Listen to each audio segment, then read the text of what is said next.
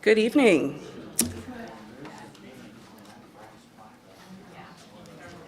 Are we good? All right. Good evening, everyone. Thank you for joining us today for the Everett Planning Commission meeting on March 5th. Kathy, would you please take the roll? Chair Chatters, Here. Commissioner Atkins, Here. Commissioner Zielinski, Here. Commissioner Yanasak, Here. Commissioner Finch. Here. Commissioner Ballard. Here. Commissioner Sullivan. Here. Commissioner Shelby. Here. Commissioner Lark. Here. Thank you. Thank you. Vice Chair Atkins, would you read the land acknowledgement?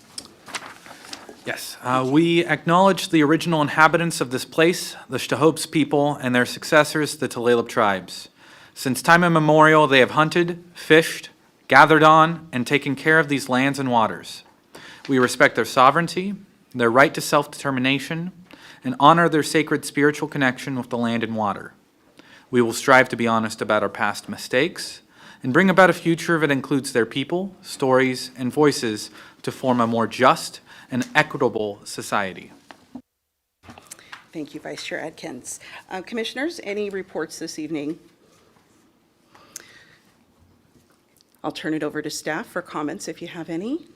No comments today, Chair. Thank you. So thank you, everyone, for joining us. This is a continuation of our meeting from February 20th of 2024. We are in the middle of a public hearing, so at this time, I will entertain a motion to reopen, not reopen, to, we had tabled it prior, so just to untable it, I suppose. So moved. Second. Okay. Commissioner Lark, Yes.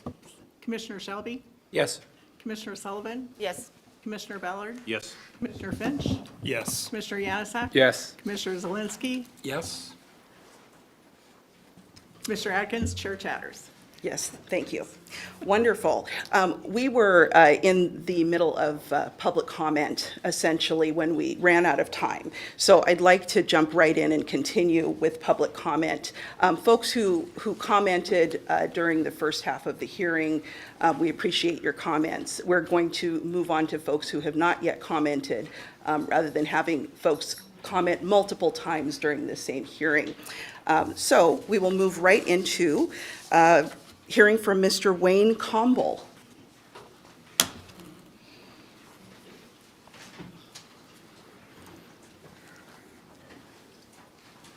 Thank you, ladies and gentlemen, very much. My name is Wayne Comble. To some of you, I'm no strangers. I've lived, my family and I, in the Delta neighborhood since 1985. We raised our son there. He's a graduate of Hawthorne, a graduate of North Middle, a graduate of Everett High, associate degree from the community college, his bachelor's degree, and his master's degree also attained through the community college. So, we're no strangers to the Delta neighborhood. This proposal, I feel, would seriously devalue home values in the Delta neighborhood. It's a working class neighborhood. I'm a blue collar worker. I'm retired Navy, and I now have a blue collar job that I've been with for over 20 years. It would also devalue the price of individual homes and lower property tax assessed values.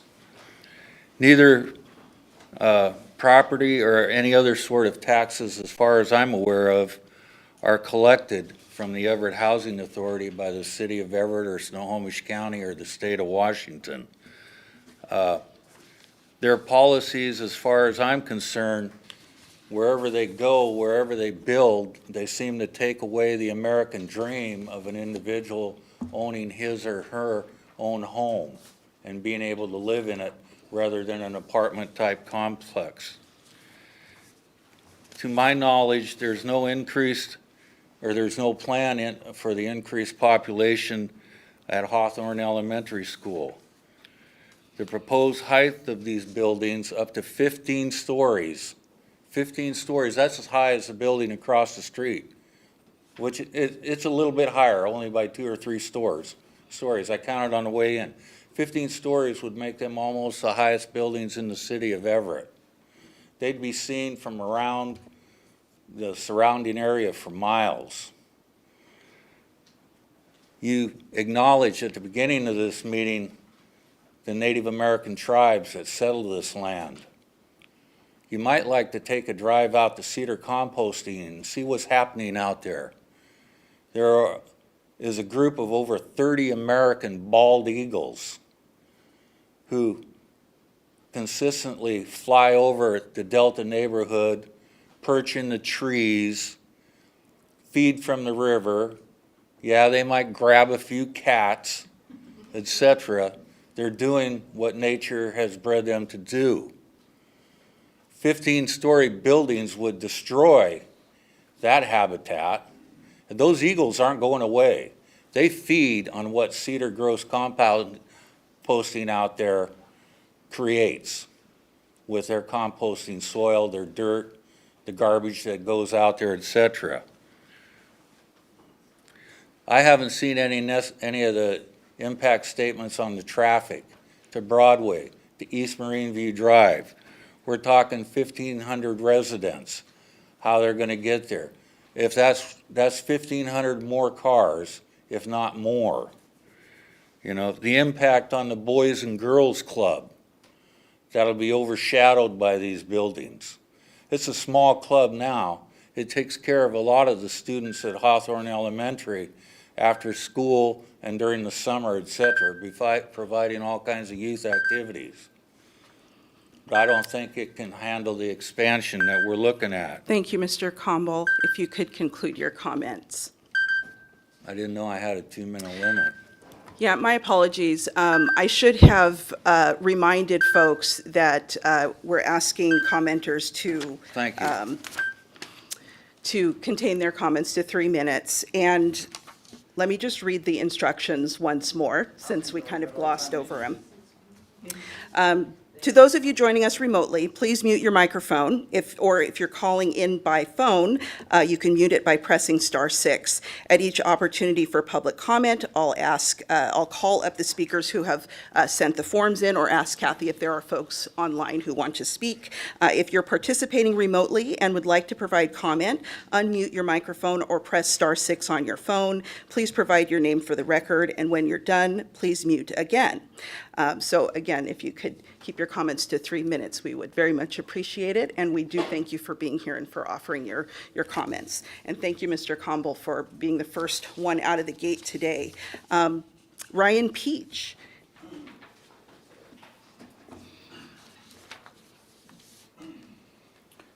Hello, my name is Ryan Peach. I am a resident of Everett. This is my first city council or planning commission meeting, so forgive me. I would like to very strongly speak in favor of the proposal. Throughout our country and throughout a lot of the Western world, housing crises abound, and Everett's no different. And people have spoken of the American dream. I, as a young person, have no American dream to own a single-family home. It's not a good system. The suburbs were a mistake. We've ruined the country. Excuse me. And so, like, high-density urban environments are the way that people build human-scale communities.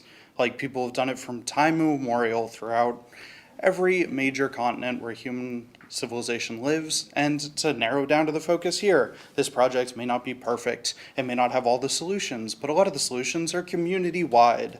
It's not going to solve transit, but that's not its job. Its job is to provide housing for people, human beings who don't have anywhere to live. So people trying to keep alive their home ownership values at the expense of people not having anywhere to live is maniacal.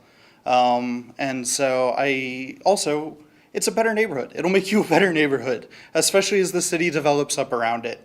The first step in every journey is maybe the one that's hardest. And trying to fix the city is going to take a long time, and this neighborhood development will not do it by itself. But as the city intends to grow around mixed-use urban environments, this is a good starting point. And the fact that the Everett Housing Authority is not profit motivated is a fantastic aspect. There are developers who would carve out cities and build the most expensive luxury condominiums that they possibly could. And the Everett Housing Authority is not trying to do that. They're trying to actually build a place for human beings to live. So please support this and allow the city to grow into what is a forward-facing community. Thank you. Thank you, Mr. Peach.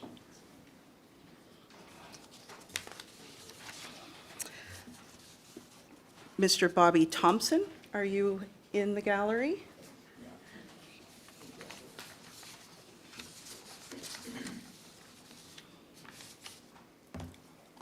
Hi there, my name is Bobby Thompson. I am here as the Executive Director of the Housing Consortium of Everett and Snohomish County. I am a lifelong Everett resident. I am also the boys basketball coach at Everett High School, and I currently reside with my family in the Northwest neighborhood. I'm speaking tonight to provide support to the Everett Housing Authority's proposed Park District project. Growing up in North Everett, Baker Heights area was a foundational part of my development as a human being. I was a daily attendee of the Everett Boys and Girls Club and played on every field and basketball court within a 1-mile radius of the club. Neighborhood was my home base. I was also the oldest of 3 kids with a single mother who worked in the restaurant industry and worked tirelessly to ensure we had a stable foundation. Stability for our household meant that by the time I graduated from Everett High School, we had moved 22 times in 18 years. My mom did everything she could to provide a normal upbringing for us, but the reality was that being uprooted every 9 to 12 months because the rent was going up was extremely disruptive and put in a tremendous burden on my single parent to support us. In the generation that's passed, these challenges have only become more pronounced for members of our community. According to the Alliance of Housing Affordability, of the 2.3 million employees by occupational median income in Snohomish, King, and Pierce counties, only 28% of the workforce can rent affordably in Snohomish County, meaning they would pay less than 30% of their monthly income on housing. That leaves 1.4 million employees, or 72% of the workforce, that cannot affordably own or rent in Snohomish County. The housing affordability challenge presents further issues for households that live in the city of Everett. In 2002, the percentage of city workforce living in the city of Everett was 18%. By 2021, that percentage had dropped to 13%. What makes the Park District so compelling is that its creation can greatly mitigate these challenges for our community. Of the 1,500 proposed units, 1,361 units are non-subsidized, affordable rental workforce housing units for households of occupational median income, households like my childhood one, the 72%. It provides a stabilized housing option for individuals and households that include not just the restaurant hospitality field, but occupational fields like accountants, medical professionals, and database and sales professionals, where 50% median incomes for such professions range between $80 to $120K per year. I could discuss the need for unit production to meet 2035 projections. I could also quantify how affordable workforce housing cuts down on city service-related costs and provides an economic boost to the community where the city's workforce resides in its city. But honestly, this just comes down to taking care of our citizens, the 72% of households that are cost-burdened on a monthly basis. EHA is a trusted partner for housing solutions in our community, as they've recently modeled with the completion of the Madrona Square project. It's my hope that as a community, we can trust them to do the same with developing workforce housing that serves our citizens with the Park District project. Thank you. Thank you, Mr. Thompson.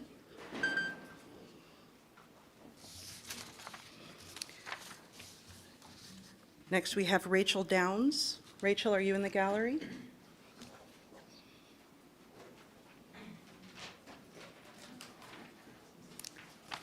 Good evening. My name is Rachel Downs. I am the Strategic Initiatives Manager at Housing Hope. Our CEO, Donna Moulton, was not able to be here tonight, so I am here in her place speaking on behalf of Housing Hope. As we all know, Snohomish County is facing a severe lack of affordable housing, especially for apartments that are affordable to our neighbors who earn the least income.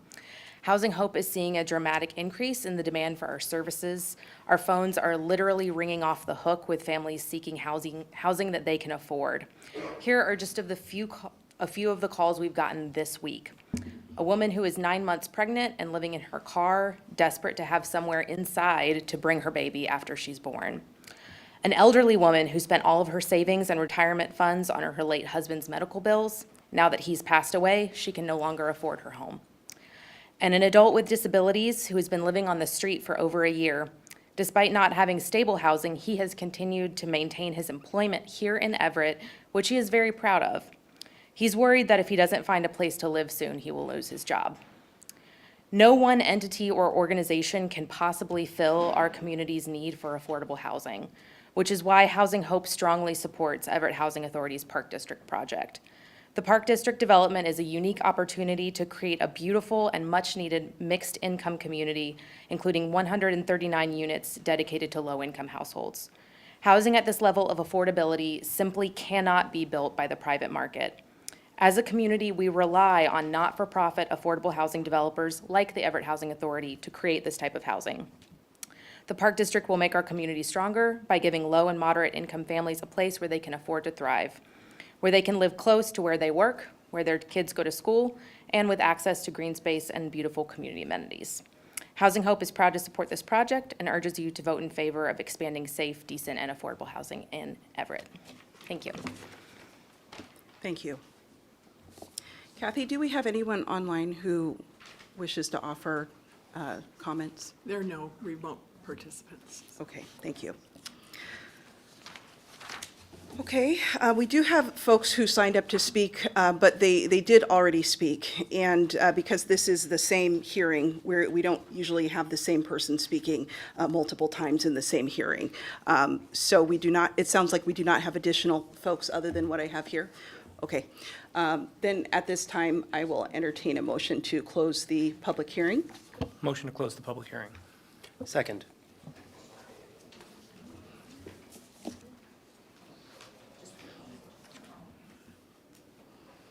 Commissioner Shelby, Yes.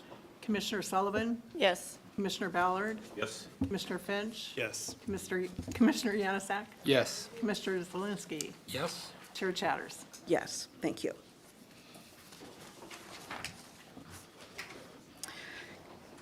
Commissioners, we have an opportunity, if you'd like to discuss anything that we've absorbed between the 20th and the folks we heard testify today, or we can move on to topic 4A. Any presentations by, were there any presentations by the city today? No? No, Chair. Okay, well then it looks like we don't have a presentation, so we can move on to discussion. Folks, I know you guys have something to offer. Who'd like to start? Commissioner Finch, you have comment eyes. Let's hear from you. Guilty.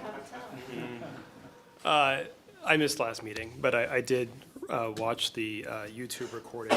And one of the things that keeps coming up is this concept of not only the 15-story height, but also how the height's being measured in this specific case. What I'm not resolved on is what that actually means. So under the old standard of measurement, what's the difference between a 15-story building under the old standard and the 15-story building as proposed to be measured in the Park District? If you could give me a moment to try to pull that together, I think it's easier to describe what the measurement methodology is for the Park District, which is to take the sidewalk at the front of the building and measure floors from there with, I'm going to give the wrong numbers, but certain number of feet per floor. I think it's 20 for the base level at grade floor, I should say at street level floor. Right? And then I believe it's 12 above that. That's what you had quoted Sounds for right, yep. the last meeting. I believe that the top of the height measurement is the ceiling of the occupied floor, which I think is what you had said last time. And so I'm wondering, is there a potential for floors above that that are not occupied by units? And based on where the location of the front door is, does it also provide, for example, if there's a grade change, something more than 15 stories on one facade or another? I believe no to the first one. So the top of the occupied floor would allow for the elevator shafts and some of those building top amenities, not amenities, but infrastructure. I think rooftop decks or pitched roofs for design purposes are included, so those sorts of non-habitable structure would occur above that level. In, I believe, our normal methodology, that would be included in the height. Our normal methodology for heights is 15 feet for the first floor and 10 feet for floors beyond that. And I believe it's record grade for measuring the base.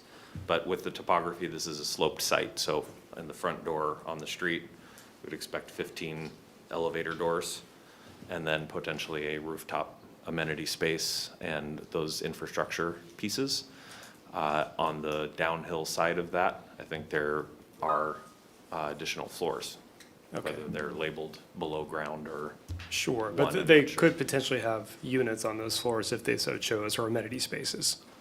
They are programmed. In Exhibit C, we actually have, that's what the whole middle of the exhibit includes, is floor-by-floor plans.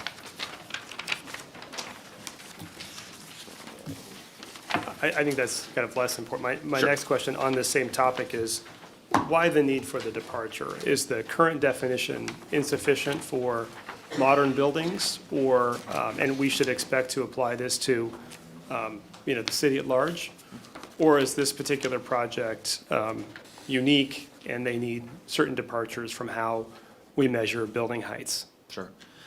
I have had as a principle throughout this PDO process to take as input into the comprehensive plan some of the requests for changes from our existing development regulations. It doesn't mean that necessarily it is a better way to do it, but I think we have a pretty experienced team of building design professionals that worked on this, and I think in their opinion, for some of these, it is a better way to measure height that would be preferable citywide. So I don't think we're gonna take every amendment that's in the PDO. Some of them are definitely site-specific to this area or are part of a coherent design. Others, I think, might represent best practice of building design today. I think that's what I heard for some of the floor heights to accommodate ventilation and other infrastructure between floors. A little bit of extra height is helpful to accommodate the commercial floor plates on the bottom. We have some of the design professionals here, and they could probably do a better answer than me, but this is what I remember from our discussions on it. Yeah, I mean, I concur with that as it relates to at-grade or commercial spaces. That makes sense to me. 10 does seem to be limiting from a residential standpoint as well, because of mechanical systems and what you might do above the ceiling. But I just was curious to make sure that we do intend to extend this methodology to the rest of the city. This is not unique to the Park District on a going-forward basis.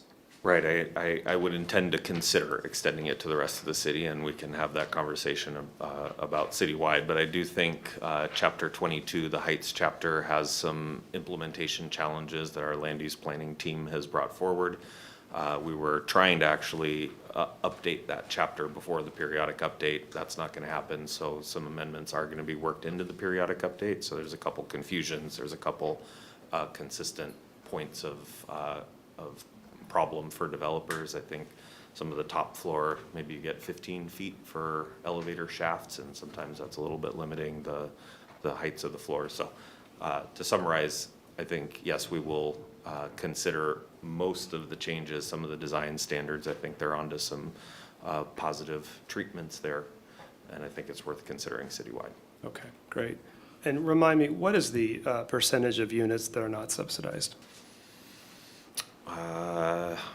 100 and, let's say around 90%.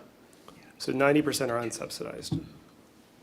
This may be one that we want to get some nuance from Jason Morrow, because subsidy might mean different things to different people. So I think the 10%, the replacement for Baker Heights, are going to be income qualified and rent restricted.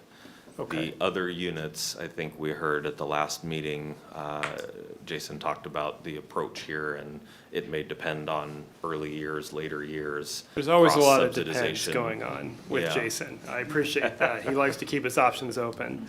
But cross subsidies, and I think the EHA looks at it system-wide and everything, so I would hesitate to say that there would be no subsidy for those other 90, but for sure, the first 10 are income qualified and rent Sure. restricted. And so by no subsidy, is that the same as market rate? I believe not. Okay. I believe not, because. Because I've heard the term market rate being yeah. used for a component, a material component of this project. And it was evidenced in one of the letters provided by the public as well. What is the percentage of market rate units or units currently contemplated to be market rate? I would ask Jason for that. I've heard market rate, I've heard mixed income, I've heard essential and workforce housing, all of which are relatively open to interpretation. I think the longer answer that Jason gave at the last meeting included the intent to cover costs, operating and debt in the early years, and as financial capacity improves, to use some of the authority's resources for potential cross subsidies within the development or within EHA's portfolio. Okay. But in terms of actual rent levels, I have some assumptions in what I think in my mind, and I'm not sure if those are correct. I guess for me, it would be good to clarify that. And so maybe when Mr. Morrow does get up and speak at some point tonight, if he could address that specifically, that would be great. One of the other topics that came up in conversation, Just one quick pause. Did you, Yorick mentioned that we may have a design professional who can speak to the height issue, the height question you had. Did you want to ask them to come up to address that before you move on to some of your other questions? if they can tell me the difference between what two 15-stories buildings would look like, one in the Park District and one without, with the same topography, that would be good to understand. Yeah. Do we have that resource here in the gallery, someone who can speak to that?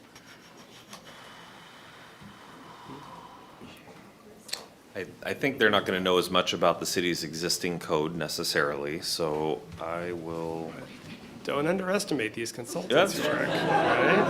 Oh, it's Scott, he probably does then. Good evening, Commissioners. Scott Bonjuking with Makers Architecture. We're helping with the urban planning and zoning entitlements process.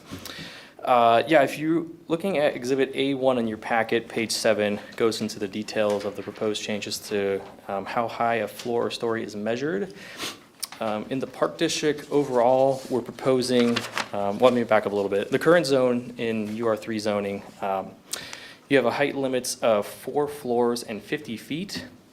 And so what we're proposing is to clarify a little bit and just measure it in floors, take away the exact height measurement by feet. But the city code does have existing standards for how high a floor or story is measured before you can start counting the next floor above. So it's those standards right now in the UR3 zone are based on assumptions that it's a fairly low density zone with 3 to 4 story kind of garden style apartments. With the first floor limited to 15 feet in height and upper floors being limited to 10 feet.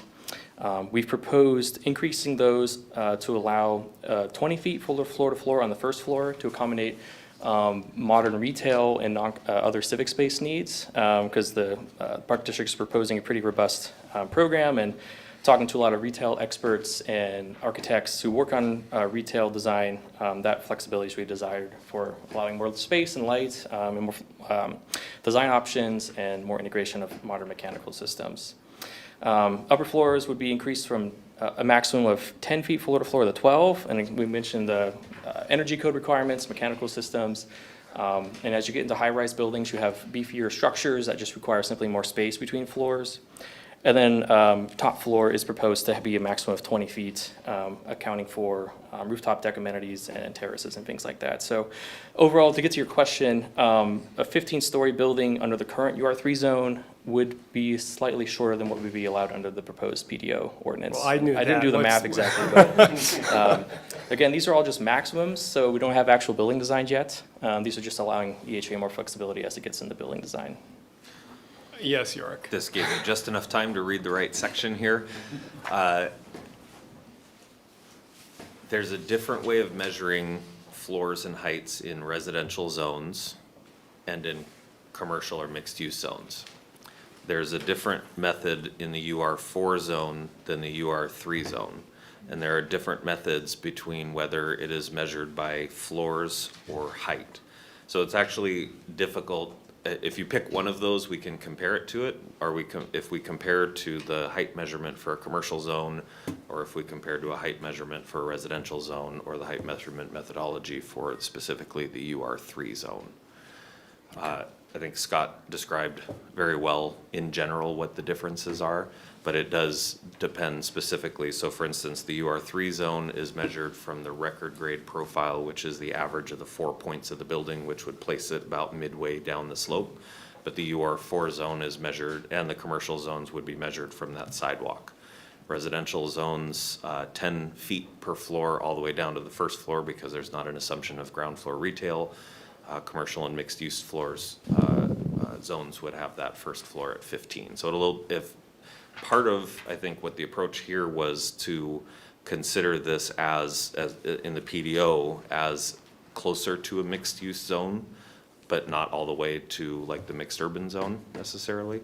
So that gets you part of the height measurements, and then the rest of the changes were, for instance, measuring it from the sidewalk, which is how you would do it in a zone that would normally accommodate something like the Park District.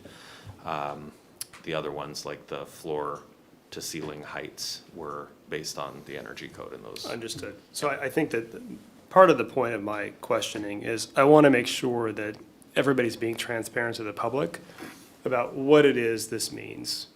And maybe, the metric that should be used isn't floors, but maybe feet. Maybe there's another, metric that is more, applicable across different building types and zones. But I don't know that 15 stories is as illustrative as it would seem. So that was my point there. Moving on, one of the topics that was covered in some level of detail of discussion last meeting was the transportation network and off-site improvements. And I believe your comment was that Everett Housing Authority was primarily focused inward, from the corners of their site inward, that connections would be made from a pedestrian standpoint within their site, but there were no planned off-site improvements. And this is a kind of a threshold question across every component. Are there certain flexibilities that are being provided in the PDO to this project that wouldn't be provided to a market rate developer had they advanced the same proposal in the same location? I think I can comfortably say no. I think so. I think I can say no. Okay, so if a for-profit developer were to approach the city, and assuming they had this many acres under control, and wanted to build this project, the requirements on them would be the same as they are for the EHA. I think so. It would And be- here's why this is important. Yeah. Because there's a lot of discussion about affordability, and I think that's a very important component. But this project is primarily, as I understand it, a market rate project. For private developments in many other cities, there is a required affordability component, which doesn't strike me as significantly different than the availability of affordable units in this project. So in effect, this is a publicly financed private development. And so I want to make sure that we're recognizing no increased flexibility. No one would build this from a private standpoint, as we've talked about before, because of the cost. And I think that Craig Scottall, a local developer, has outlined that. Going that high would require rents that Everett could not support. So we are subsidizing it in some ways because it is a publicly developed project, but I want to make sure that we're approaching this with the same lens as we would any project, whether it's publicly funded or privately funded, from a planning commission standpoint. Yes, I think that's fair. I want to draw attention to the development agreement, which is going to be part of this before the city council. And in that development agreement, there is a potential for financial aspects to be defined.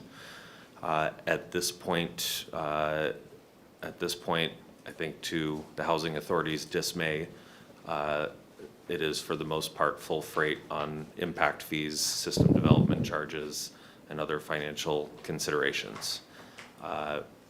Property tax has been mentioned in a few, and that is under discussion right now. Well, and let's be honest, I mean, it's public money that's building these projects, so if we're already this far out of what a unit would cost to build, we might as well make it viable and require those connections to the rest of the street network. I mean, if we're gonna do it, you might as well make it successful. I have my own concerns about long-term success, given the scale of the project and the experience of the developer in performing a project of this size over this many years. I have my own concerns about the long-term operation of the project based on what I see in the neighborhood today that they own. But just putting that aside, if we're gonna go in, whole hog at $800,000 a unit or more, we might as well go to $850 and get it as close to right as possible. So, no more comments for now. Commissioner Yanosek? I Did you have a comment, did anyone have a comment in regard to the questions asked by Commissioner Finch? Or so we can kind of keep the discussion in line, or are we moving on to another topic? And also, Commissioner Finch, I wanted to ask, do you want to hear from Jason Morrow if he's in the gallery on market rate versus mixed income versus workforce housing and some of the terminology being used on that? I love hearing from Mr. Morrow. I would ask that he hold his comments to 3 minutes as well. Thank you. And then allow us to speak. Good afternoon. I'll try to hold my comments to 3 minutes. I think prior to entering the comments, I think the first thing that's very important to communicate, which is something I grasped in the statesman, is we are not, absolutely not, an average developer. We are your housing authority. We represent this city. We provide an enormous amount of services across an extremely wide spectrum throughout the city, whether it's through the distribution of roughly $55 million of housing choice vouchers, or whether it's the services that we provide day to day to our residents, who typically are those of our community of the lowest means and the least amount of options.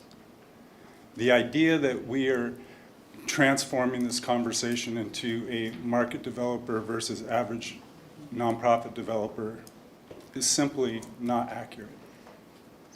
And it's a misrepresentation of the depth in which the Housing Authority contributes to this community and the depth in which we contribute to individual lives across this community. We roughly subsidize in rent or another way more than 10% of our entire community. And so when we're talking about this particular project, we're not talking about a project in one just local geographical location that has no extension beyond that location.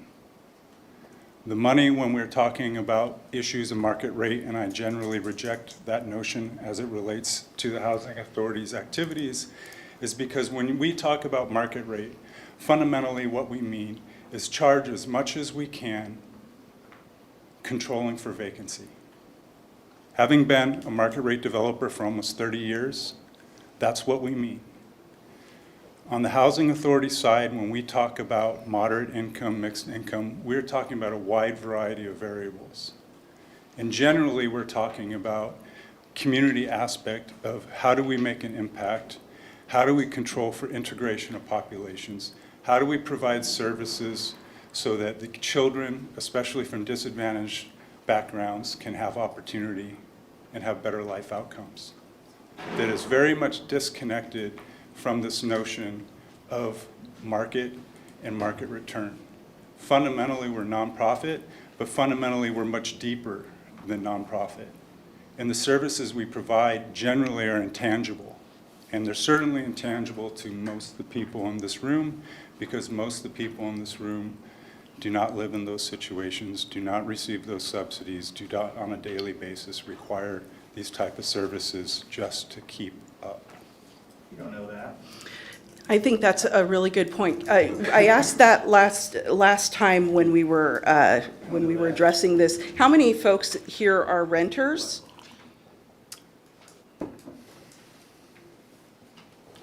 Okay. does that matter? You got yours. Some of us haven't. Some of us want a place to live. Okay, we're not going to have arguing in the gallery, please. Thank you. So I know my 3 minutes are running up. Well, but- So but- one of my points is, when we talk about market rent,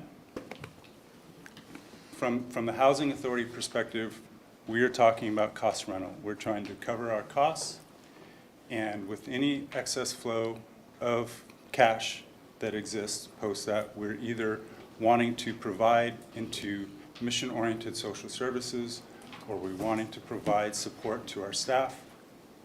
124 employees in the housing authority, 70 of which are union employees, or we're trying to use it for reserves so that we can leverage off of that to produce more affordable housing, all of which is coming back to the city.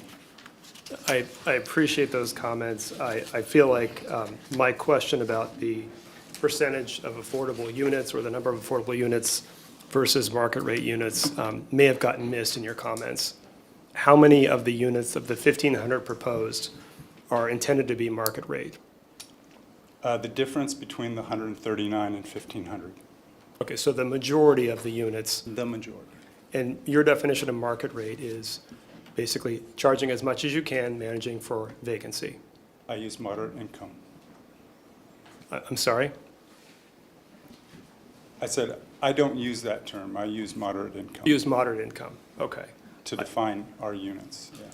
Yeah. Understood, I guess what I'm getting Otherwise, at just is, working class folk units. no, I appreciate that, and that's what Everett is, right? Everett's a working class town, and that's how I grew up. I mean, I understand your mission.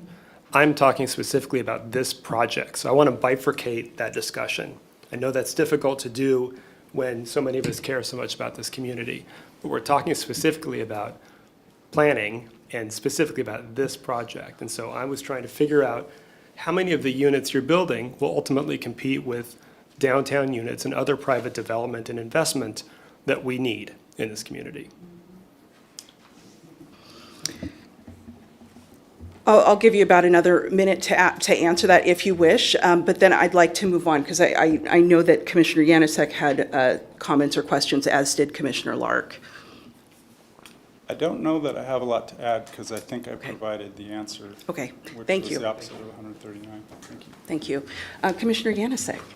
So I guess I did have a question. Something that came up, occurred to me in the last week was one thing that we're doing is, one change is happening is authorizing commercial activities that would not otherwise be available under the current code. I'm sorry, excuse me. Could we have phone conversations or conversations outside of the gallery, please? Does the PDO place any sort of limitations on the type of business activities that can occur here? And I guess what I remember back to is when we were having discussions about the ordinances about the marijuana shops, and we got the statistics from the police department that indicated that at least the top 5 places of criminal activity and police activity being called out were convenience stores. And I'm just wondering if there isn't any sort of restriction, if it might be something we want to consider. And not that I necessarily think those are probably the most desirable things, but you never know. Consider putting some sort of restriction in there that the types of commercial or non-residential activities to specifically, could we exclude like convenience store type sales like alcohol, tobacco, lottery, that kind of thing? Or is that something that we couldn't do? So the uses that would be permitted, that would be modified from what the underlying zone UR3 would allow are in the Plan Development Overlay, Exhibit A1, page 3, looks like this, permitted uses. Retail, sales, and service is a very broad category and would include convenience stores. Marijuana, I'm quite certain, is its own, and so would not be permitted there. Restrictions could be placed in the PDO on that, on subtypes of the use, or I guess if we're taking a universe of uses that are currently allowed and we're expanding it, we can expand it to the right place. So, yes, we could. Yeah, and I guess I would just say, maybe throw it out for the commission, but I guess I do have some concerns about the viability of commercial activity in this particular location, given that we can't do it on Broadway very well right now. We're having, there's challenges downtown. To think that we can, to do it well there, I would have, in wanting something like this to be successful, I'm concerned about how certain types of commercial activities can tend to drag a neighborhood down, for lack of a better term. And so I guess I would ask the commission to maybe consider something like that specifically with regard to that, given what I just remember being statistics from the police department in other contexts, that those types of commercial activities tend to be more associated with the type of, criminals type things or activities that I think have already drawn some concerns in some of these letters. So I would throw that out as something that we should consider adding if we can. Question for you, Commissioner Yanisek. Would you advocate that all projects in the city, all development in the city be subject to the same types of restrictions that you're describing? Or is this just specifically for this project? Well, I guess I would say just remembering those statistics, that generally when you're trying to promote, positive types of commercial activities that draw people in, it just seemed to me that type of, so I think generally, yeah, depending on the location, and that's generally not the type of commercial activity I think is generally associated with the type of thing I guess, community that I'm envisioning and that has been talked about here. So personally. Because I think this is actually part of a larger conversation that we haven't yet had an opportunity to have with regard to the comprehensive plan. We've talked about the economic development piece and what types of restrictions there are on businesses in various different zones. So it sounds like you're advocating for us taking a look at that and maybe adjusting some of those guidelines across the city, correct? Not just specifically with regard to this project. Perhaps, but particularly in this situation, there's an opportunity to kind of get out in front of that, because there currently is no commercial activity allowed in that zone. So if we're going to make some exceptions, we have an ability here to potentially dictate what that would look like and to keep that on a positive track, rather than having to go back later and potentially, clean things up or reverse things later. So given it is a unique situation all around. It is a unique situation. So it's something I just wanted to throw out, because, again, I was hearkening back to, those statistics from the police department previously, and then, one of the concerns has been about, and a concern that I have is making sure that, or doing what we can to make sure that we're promoting types of positive, successful types of commercial activities that are actually going to draw people in, rather than to be, more problematic. And if we have ability to do that, I think maybe it's something we should consider. Commissioner Yanisek, question for you. Excuse me, Commissioner Zelinski, did you have you had your hand up before you, Commissioner Finch, sorry. Yeah, I just had a question for staff relative to this topic, as I understand Commissioner Yanisek to be talking about it. The table on page 3 is an excerpt from our use table, and we have a general category called retail sales and service.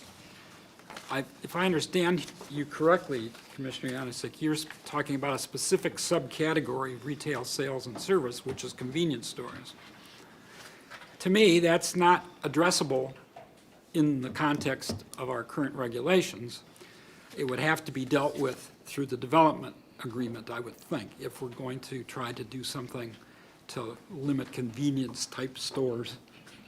That would be I think that would be the avenue that we would use, or the city would use. Am I right on that? I think it could go in either. So you see the special regulations on the side there. Sometimes in our use matrix, special regulations limit a broad category to specific aspects of it within a certain place. This example came up just today with vehicle sales and rental, and there's a special regulation that limits vehicle sales to parcels over 2.5 acres on Everett Mallway, but not vehicle rental. So I think we could use the special regulations to limit. I don't think the word convenience store would be clear enough, so I think we would have to be very specific on it. The development agreement would also be a fair location for such a restriction. Frank, I guess I would add, whatever the term would be, but I guess I'd also be concerned about, we do see sometimes in some of these spaces, tobacco shops. So I guess kind of what I'm getting at, if I can be more specific, is alcohol, tobacco, maybe lottery, those types of kind of vice type activities that, like I said, I think historically have shown that kind of tend to draw, at least through police activity, that sort of thing. Thank you. Commissioner Finch, you had a question. Was it regarding what Commissioner Yanosek was saying? It is. Okay, and then are you also regarding what Commissioner Yanosek is saying? I got a stack of things. Okay, all right, well, we'll get to you next, Commissioner Lark. Thank you for your patience. So, two comments. One is relative to the uses. I'm not a crime data expert, but it strikes me that there's probably a reason why convenience stores are high on the list is because there are a number of things that are easy to steal, and people need these things. So there should be another way to satisfy that need if that's possible. I'm hesitant to start, if we're going to treat this like a development, like any other development in the city, I'm hesitant to start putting restrictions on specific uses. The other concept that you've brought up a couple of times that is part of the same thread is the viability of the commercial spaces. I guess from my perspective, I think you're meaning economic viability. I'm not anticipating that they will produce an economic rent. I think they will be perpetually subsidized. And that's just a decision that, the developer will need to make relative to the level of required subsidy and keeping those spaces occupied. But I don't think for a minute that most of those spaces will be financially viable. Thank you, Commissioner Finch. And we're going to get to you exactly next. Commissioner Lark, do we happen to know when we will be discussing this particular issue within the context of the comprehensive plan? We will, as soon as we're done with the Park District, we anticipate turning full energy. Okay. There's been a little bit of competition for staff time and resources between these two. But yes, absolutely, we've had a lot of discussion and a lot of requests for more kind of neighborhood business nodes throughout the city. Yeah. And Well, we're going to have some fun this year, Commissioner Yanosek. Commissioner Lark? I think there's been a lot of very thoughtful comments. And some questions asked. So I just want to add a little bit of, personal experience to some few of the things that were touched on. When Commissioner Finch was talking about the 15 stories, he asked, what does that mean? And, I'll tell you from my personal experience, like what that means, what that building is like. Right before I moved back to Everett, I was living in a 25-story high-rise building, and I was on the 16th floor. And I could tell you, there's nothing more wonderful than a community in a tower. You go in there, you have your elevator buddies every morning. You have your mass transit friends you hop on the bus with. And we had a park on top of our roof. And so, I applaud the idea of having that flexibility. And the views were great. I happened to be in a good corner, had a really great view. This building was in Yongsan-gu in Seoul, and we had a nice view of Yongsan Station. So it was up there, and I got to watch the trains go in and out of the station because it wasn't too far at night as I got to rock my son to sleep. So you get this wonderful community, this wonderful view, this wonderful experience that comes from having buildings like this, having communities like this, having spaces like this that create just fantastic things. So, what does it mean? It means a lot of great things. And going back to Commissioner Yanosek's question, how can we draw things in? He and I have a lot of similar concerns. I often talk about how all the coffee shops here close at 2 o'clock. And, narrative across the street. I would talk to the business owner, where does most of your business come from? Well, they would all come in from outside of town. That guy had incredible coffee, had incredible ambiance, drew people in from Seattle to come there, and still had to close at 2 o'clock every day. The challenge we have is there's just not enough human beings in Everett to do the things that need to be done. We're too small. There ain't enough oars to row the boat. And so when we talk about commercial viability, bringing more folks in here and bringing them in places that they can afford means they get the chance to go down to, on a side note, we also had a convenience store in my building, and it was like highly recommended. So Commissioner Yanisek, please don't nix convenience stores for it, because man, like at 10 p.m. where I'm like, oh man, I gotta like stitch something up. It's a pair of pants I ruined. Thread was down there and it was open. It was great. But that goes back to another wonderful component of it, the convenience. It is fantastic. And, you know, and this is, you know, having more people here able to invest in our city, spend money in our city, use their surplus dollars that aren't going to rent. Because again, this is use cost. And, you know, I don't think of it so much as competing with the private market. This is complementing the private market. This is augmenting. Like, again, I was in the Army. Like, we are a mission-driven organization. Like, we get an order, we go implement the mission. We do it to the best of our ability. And so when we're looking at an organization that's not profit-driven, that's mission-driven, they're gonna have a different way of approaching a problem. And like, and on another side note, the only reason I have a home, because I'm 35, and I worked in Congress, I worked in the Senate, I worked for the Embassy of Korea, I helped draft trade agreements, we worked for Housing Hope, I helped build over 400 units of affordable housing. You know, I worked, you know, my fingers to the bone, and the only reason I got a house is because I raised my right hand and swore an oath on my Constitution. And not everyone can do that. So we gotta make sure that people, all people, can afford a home and have an opportunity. But going back to the affordability component of it, like the use cost element creates an opportunity. And like use cost is mission driven. Like we are going to charge what we can charge and not more than we need to charge, just so we can cover our costs, manage our risk, and you potentially leverage this to support growth in the system overall. And that brings in more folks, that brings in more people shopping, creating amenities, making successful amenities, making reasons for people to come to move here who have more money to spend. Because like, if I want to be like, hey, what's the nightlife in Everett like? It's going to be like, well, it's, you know, kind of quiet.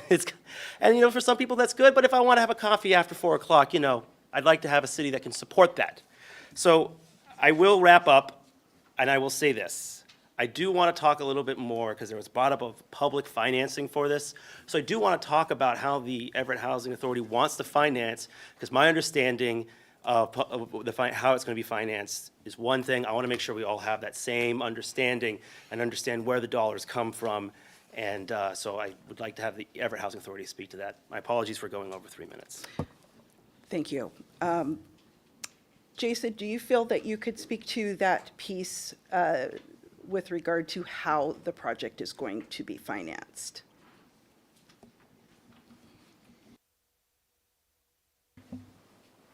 Sure. So I think it is possibly helpful to first discuss this in the sense that one of the missing pieces of the conversation, and it's difficult to grasp onto, which also gets into kind of market rent versus what I would call moderate income or cost rental type housing, is the time horizon. And so most often when we talk about housing, we're talking about today, 2 years from now. If we're talking market, we're talking about very quick kind of transition period from build it to pass it on to someone else, grab the profit, pass it on to someone else, another cycle, grab the profit, pass it on themselves to someone. And so the reason I point this out is because when we're talking about how we're going to fund it and what is the viability of these project types, it's very much about long-term horizon viability versus short-term horizon viability. And these things in these conversations get trapped into the short term.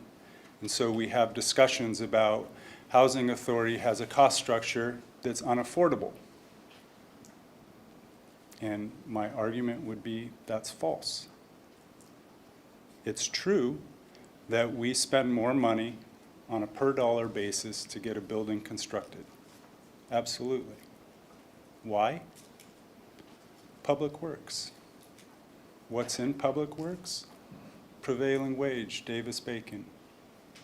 We pay people wages. We support people's lives. The context between that price difference is massive. The contribution to the economy, to the city, to the kids who those trades folks are raising is massive. And so just to discuss as a dollar for dollar comparison, as a baseline, from my perspective, is not an accurate way to be having the discussion. What we do is promote housing growth in terms of our land holdings and the length of time in which we hold them in perpetuity, long term. And we all know through our own experiences, through our grandparents, through our own wealth accumulation or other things, that if you focus and prepare for the long term, there are a lot of advantages. And we live in a culture of short-termism. And our homelessness, our housing issues, many of them circle back to simple short-termism. Inability to recognize the value of our neighbors' lives who are suffering, an inability to face ourselves in the mirror and hold ourselves accountable for that, an inability to figure out a way to use money to fix that problem. You know, our housing problem is basically a bathtub that's got a plug in it with water flowing over it in perpetuity. We don't have a solution. And in this discussion, we are not discussing those solutions.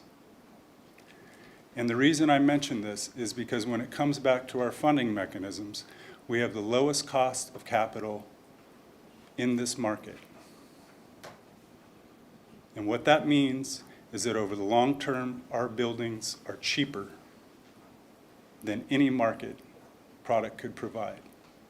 How do we do that? We do that through a variety of mechanisms, but as we speak about workforce housing, mixed income housing, what I generally call cost rental housing, if it was more understandable, is just that. The use of our credit rating and our ability to access the bond markets and our ability to access other forms of funding to provide us those supports so that over the long term we have financial stability, but most importantly, within that financial stability, we're providing work for our workforce at wages in which they can live in the city, which currently is not the case for many of our own employees. And certainly housing sustenance for those who aren't here in the room, who can't speak for themselves, who can't tell you their stories and their narratives about why this type of housing is so important. And so fundamentally, we have a mechanism to fund this.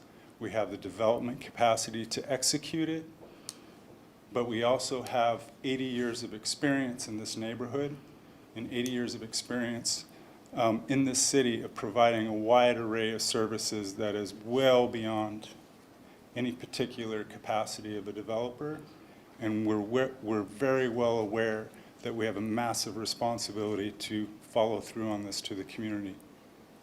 Jason, I want to just ask you the question that I get asked by neighbors who are walking their dog and saying, hey, what's going on with this? Which is EHA asking Everett to raise the tax rate that homeowners pay in order to pay for this project? No. Thank you. I don't think EHA is asking that question, but I think that, I think it would be naive to think that there will not be impacts that are shouldered by the public as a result of this project. I'm not saying that that's right or wrong, but I do think it will have an impact. Could I speak to that in a moment? Example, I guess, in my mind would be water ratepayers. I anticipate that, you know, at some point there will need to be infrastructure delivered to that neighborhood, and as a result of that, ratepayers will likely have to cover the delta. Again, I'm not saying it's bad or good, but I do think it's real, and so we probably shouldn't be naive about that. I will also say that this is the Planning Commission, And as much as I would love to have a deep dive into the financing of Everett Housing Authority projects, I keep coming back to, the topic at hand, specifically the departures from the zoning code that have been requested and the method in which that request has been made. So we'll talk about it some other time, because I still want to learn about this. I struggle with the cost of the unit, not because of the union component. I grew up in a union family. I understand that, the importance of that. I struggle with it because the goal is to satisfy a housing need. And if I can buy 2 units for the cost of building a new one, that seems to me like a good trade-off. So that's what I struggle with. But again, this is the Planning Commission. And I struggle with the 2-for-1.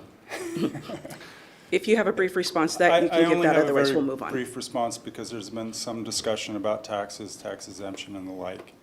And, I've already provided some comments about the extent to which the Housing Authority provides service to the city. It's also been in some of the documents for which you all have had the opportunity to pursue.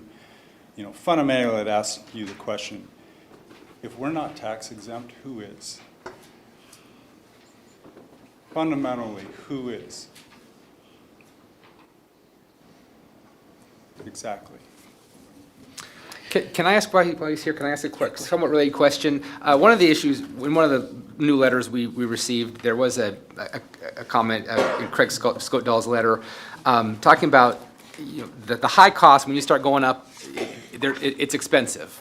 I guess we talked about the last meeting, kind of about how you're going to phase this to kind of meet expenses and hopefully, cover everything. But what is the situation? What would happen if, as proposed, what if something, things happen, if 10 years time frame, things can change? I mean, what if projections go off by 10%? And I'm asking this from a view of sustainability. If costs start to rise more than the rents can cover, it would seem that it would put, and I don't know how EHA does this, but at some point, would EHA just have to continue to raise rents to meet those rising costs? Or is there some way to close that gap necessarily that EHA can continue to meet the housing need without resorting to kind of the market tactics of just raising the rents? Does that make sense? I think I'm following.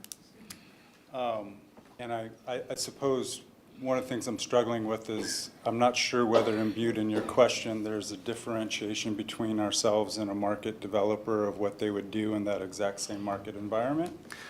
Well, not so much. I guess I think that I want this project to work. I like it. I'm just concerned that it's in that neighborhood, the sustainability of, I think we're going to have to, the city's going to have to make some exceptions. There's some things that are going to have to happen. There are going to be some externalities. I'm not saying they're not worth it. Just want to make sure that if we do sink all this in, that there is a path toward long-term sustainability and viability. If something goes off maybe by 10% and it does become more expensive, and how does EHA balance generally that pressure, that down, which I think is great, wanting to keep the cap on the rents, but you're not immune to increased maintenance costs, to repair costs and things like that. So if I understand that question right, and knowing that we've had these discussions over a period of time, I think there's a couple features of this. One is, what's the length of the horizon? Are we talking 5 years from now? Are we talking 10 years from now? What length of time? I think to a certain degree, our answers would be no different than anyone else's answers. There has to be a level of viability. For each individual project phase, there's a certain viability. Our viability is certainly different than a market developer's viability because our cost structures are different, our costs of capital are different, our mission is completely different, profit, nonprofit is completely different. So those variables put into that puzzle end up with different solutions and different thresholds for which you can absorb. There's no question, if part of the question is there a certain moment of time in which we would have to stall, wait for the market to turn around, make other adaptions, find additional sources of funding to resolve a particular gap? No question that's possible. I don't believe I've ever presented, or that we've ever presented, that what our proposal is the entirety of 1,500 units being delivered just in total continuity without having to sit back, absorb the world in which we live in, the society in which we live in, the funding resources in which we live in, the market in which we live in, and have to be adaptive to it. We most certainly do. You know, so the quick answer is this is a 1,500 unit project that is probably somewhere between 4 and 6 building phases. Phase by phase, building by building, we will make an assessment on the viability to deliver that. No different than anyone else who would make that assessment. Question about the development agreement in this specific topic. I'm not familiar with this world as to how it works with a housing authority building out a multi-phase project, but is there a requirement to finish all 4 phases in a timely manner, or can they stop after 1 phase? Current draft, and I think our expectation is that there would not be a time limit. It's very hard to compel construction of something. So it could. part of the value proposition of this project are the synergies that are created by the various improvements within the overall development as a whole. So has the city taken measures to front-load those amenity spaces to ensure that if it stops after 1 building and there's a dry patch of 6 years or 10 years, and market conditions will change, your demographic, your population, your target audience may want different features or a different building, codes will change. Is there some level of surety that the first phase of the project will give the public all of the good things that they are expecting in approving this kind of project? Yeah. Last page of Exhibit C has the phasing plan. So Phase 1, we look to the Phase 1 development, infrastructure, and park amenity.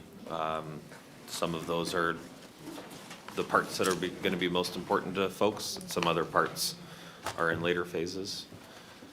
I guess I would maybe recommend strongly considering what is required in Phase 1.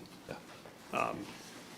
This is amenity-based project on some levels. I'm not talking about the necessity of housing, but I would say, please give some serious consideration as to what should be included in Phase 1. Sure. And currently, that does include, if the park is the main amenity, to some, the non-residential civic space is the main amenity. I think some of those get into Phase 2.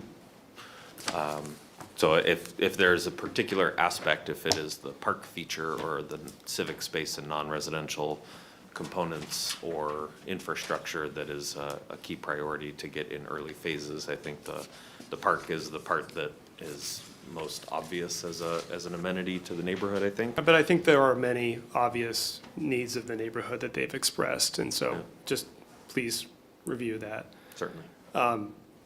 So I think, my position on this project is probably well-known.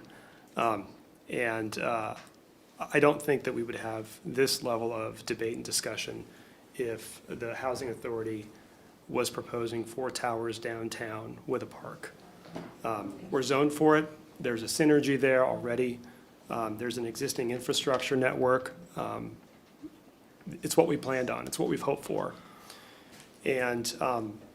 And I asked that question early on in our very first meeting, our welcome to the project, and the response back was, well, we don't own 10 acres in downtown. But I have 2 responses to that, which I think we'd all should consider, is number one, the Housing Authority can buy property, and they have bought property for redevelopment. Number 2, the land value component of this overall project budget is so small that, and location is so permanent, that it is incredibly important to site this project in the right location. I would be overwhelmingly in favor of the project if it were downtown. I think that from an assimilation standpoint and economic upward mobility, I think there's no difference between an EHA building in downtown and a Scottall building in downtown or a Trent building in downtown. No one knows the difference, and that's how it should be. I am still concerned about the stigma of developing these buildings of this scale in that neighborhood. It's a stigma that's been there for multiple decades, and I'd like it to go away. And I'm afraid that this is going to reinforce that. So those are my concerns. Thank you, Commissioner Finch. Commissioner Adkins, I'd like to hear from you. Commissioner Shelby, we haven't heard from you or Commissioner Sullivan. But before, I just want to take a moment of personal privilege, cost and impact. So there is cost and impact with every action we take, and there is also cost and impact when we fail to act. And, we're working on the comprehensive plan, looking forward to 2044. We did this in 2015, or 2014, 2015, looking forward to 2035. At that time, we had 45,000 housing units in the city of Everett, somewhere in that ballpark, and we knew that we needed 17,000 units by 2035 in order to meet our population growth targets. We are not on track to meet that. Here we are looking ahead to 2044.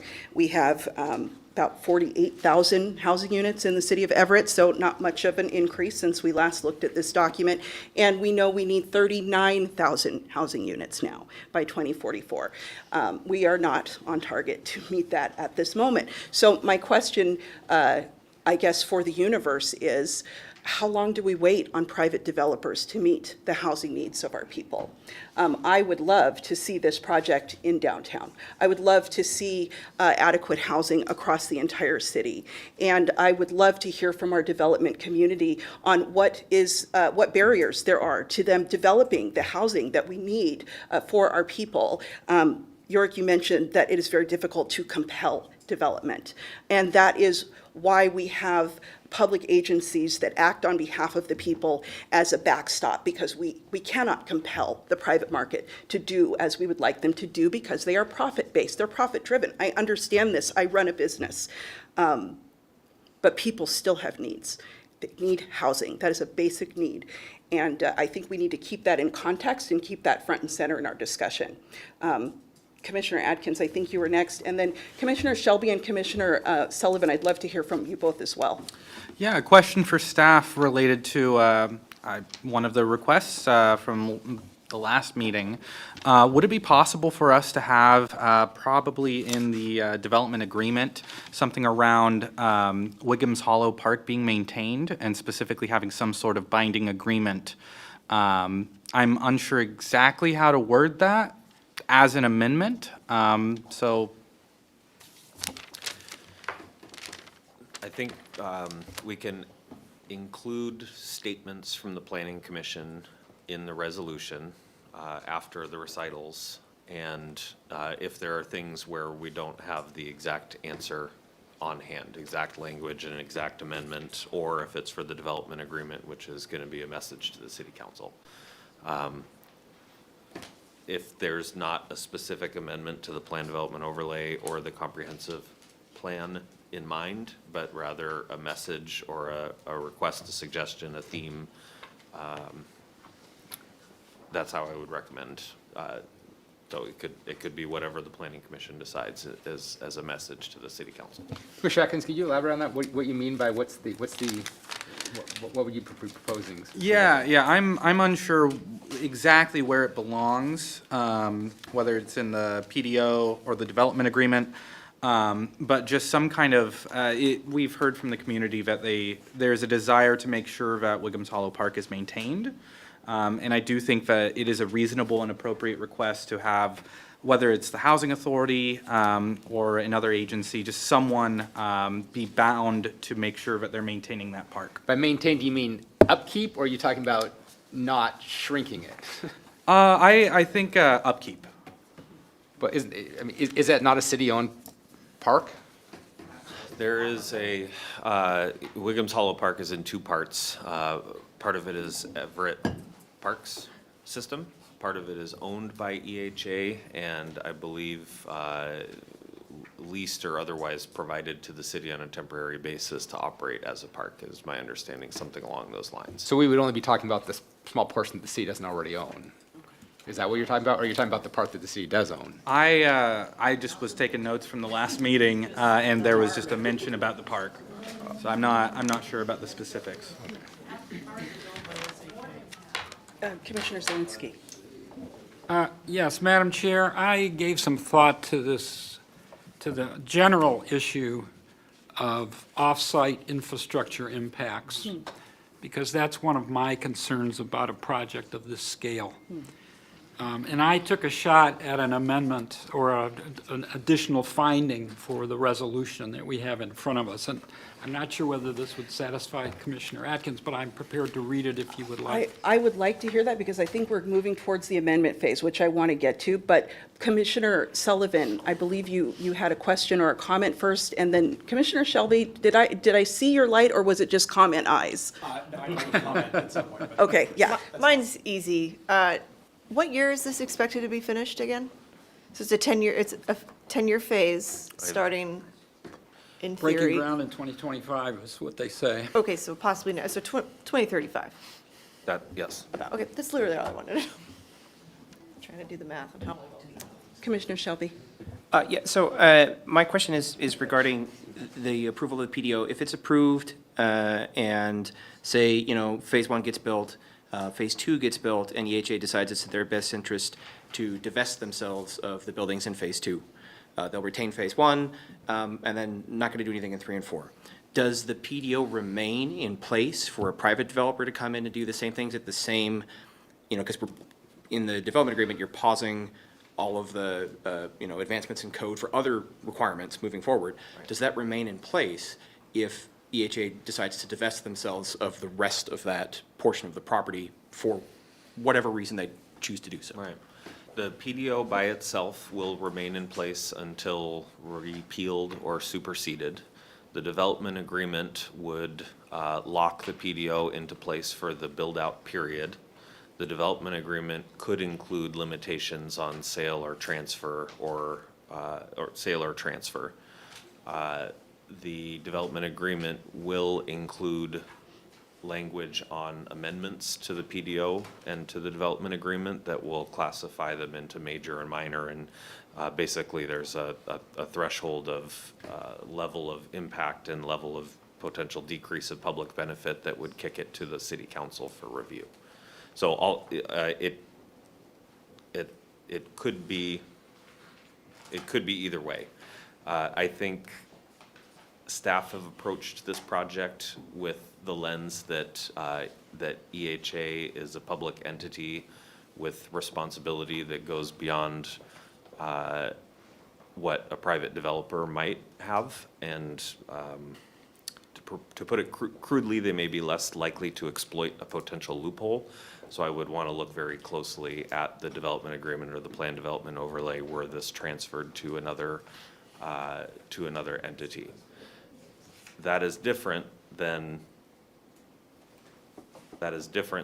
special treatment in a financial or another sense. This is level of trust and verification with implementation of specific areas where there may be flexibility. Thank you. Commissioner Ballard, we haven't heard from you. You offered us your thoughts earlier for the first half of the public hearing. Do you have anything you want to add for the second half before we move into asking for amendments to the resolution? No. I'm good with my previous concerns still, just the fact that we're putting this in an island not connected to services, and we have no means to have those connections being taken care of through what I've seen as offered. Thank you. Can I read one other question? It might be somewhat related to this impacts. As I've been to Wiggins Hollow Park a few times with my kids. I don't live in Delta. I actually then took an opportunity. I usually haven't gone down through Little Baker Heights. I went down there and drove through after our last meeting to kind of just get more oriented with everything.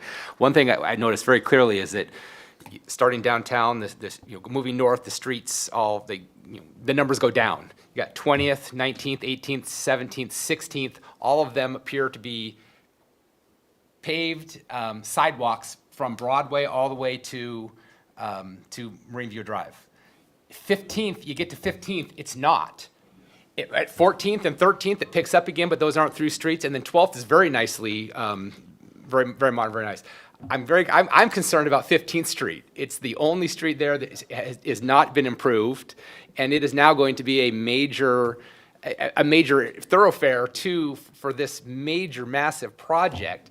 And I feel that there needs to be a way to do if this is going to get approved and move forward, there needs to be some way for 15th to get improved.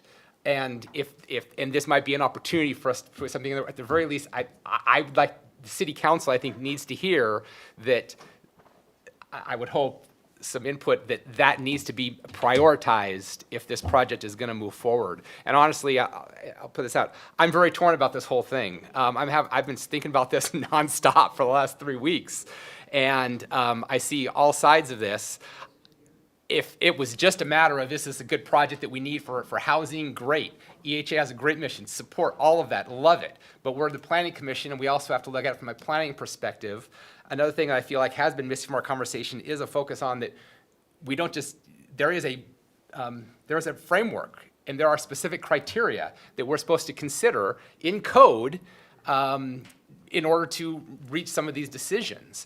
And I just feel like we maybe have not really spent enough time on analyzing those criteria and making sure that we're doing this in a principled manner, and making sure that we're complying with the code, with the expectations that have been placed on us, because I feel like it's really easy to get overwhelmed with this massive need for housing and the mission of EHA, which is all very positive, very great, supportive.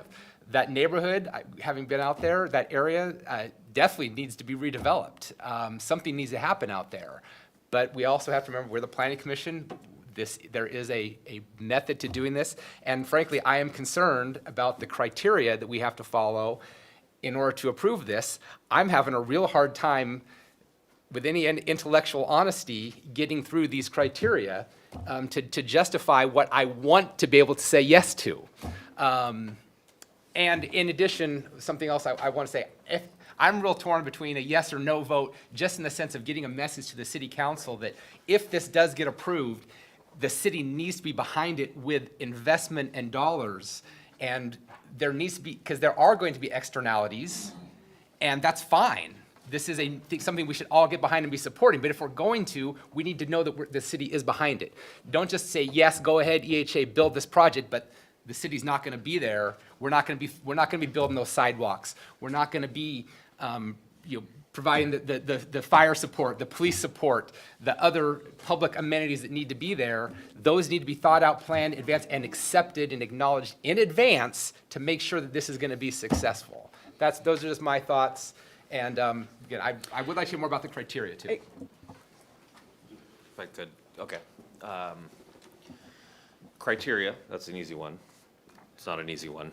It's an easy one to orient you to where we have discussed criteria. In the staff memo, I think we have criteria by criteria for both the comprehensive plan amendment and the plan development overlay. We absolutely need to meet the criteria in code to make a decision, and there are criteria for a wide variety of different decisions that we make. The staff comments are in the memo. The EHA application packet and their take on consistency and supportiveness of the criteria are in Appendix A3, I think, in the packet. So in the memo is staff's read on the criteria, and the staff recommendation is that those criteria are met in this proposal. And then the EHA's thoughts on that criteria are in that appendix. The resolution itself lists the criteria, and I think it's pretty well a copy of what's in the memo, pretty consistent there. So I've reviewed the criteria, and I feel comfortable, and I would be happy to go if there are any individual ones that we want to talk about and have that conversation. I wanted to touch really quick, unless we want to keep on criteria. On criteria? Yes. So specifically about the comp plan amendment, I did hear in the previous meeting you talking about the rationale for putting the brackets around the land use designation for an area of at least 5 acres in a planned development overlay. And I believe you said that that was important because you wouldn't want some developer to come along and propose a 15-story building through a rezone. Right, the planned overlay development will be protective to the city to ensure that there's the right trade-off mechanism in place. Yes. I'm summarizing. Yep, that, plus we didn't want to do SEPA analysis on the potential citywide. So no one's going to do a 15-story building in or in Everett, other than the Everett Housing Authority at present. So there's that. Not until our comp plan is done. However, the 5 acres seems to be unnecessary.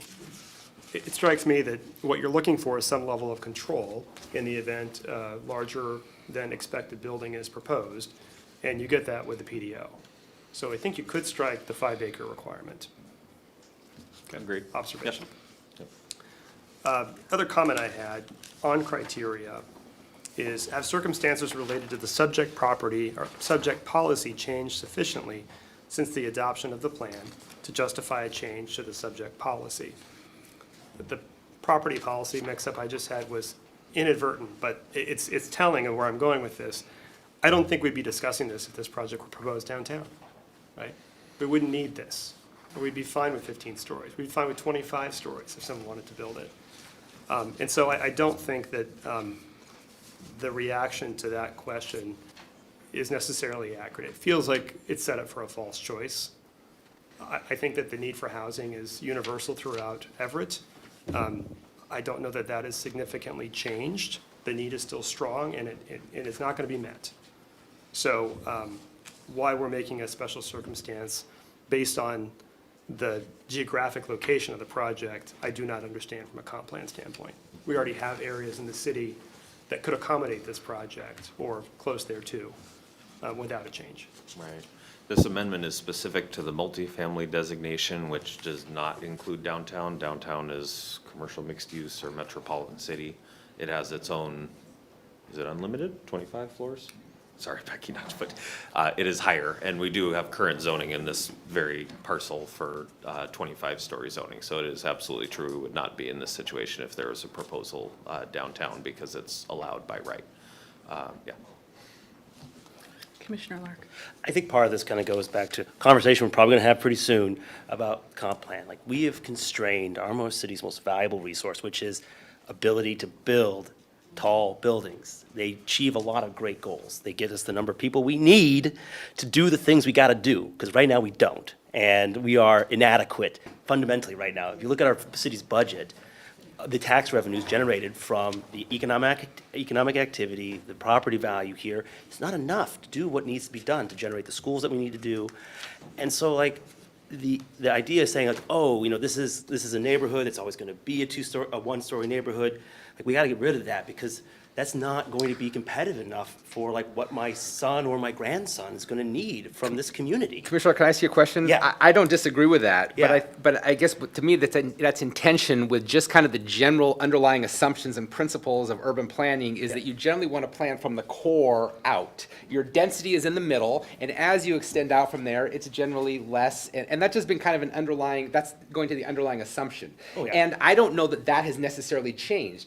If you were planning, you know, overall from the city, I believe that we would still operate from that general assumption that you focus density and heights in the middle of your city, and you kind of go out and down from there. So the question is that fundamentally wrong, or is that erroneous now? I don't know that fundamental assumption has changed, so that's what I'm struggling with. I would make the argument that it is kind of erroneous, because for me, I think the better mobility and development system is to have multiple centers throughout your city, not just a single core, because single core exacerbates a lot of the problems that we have.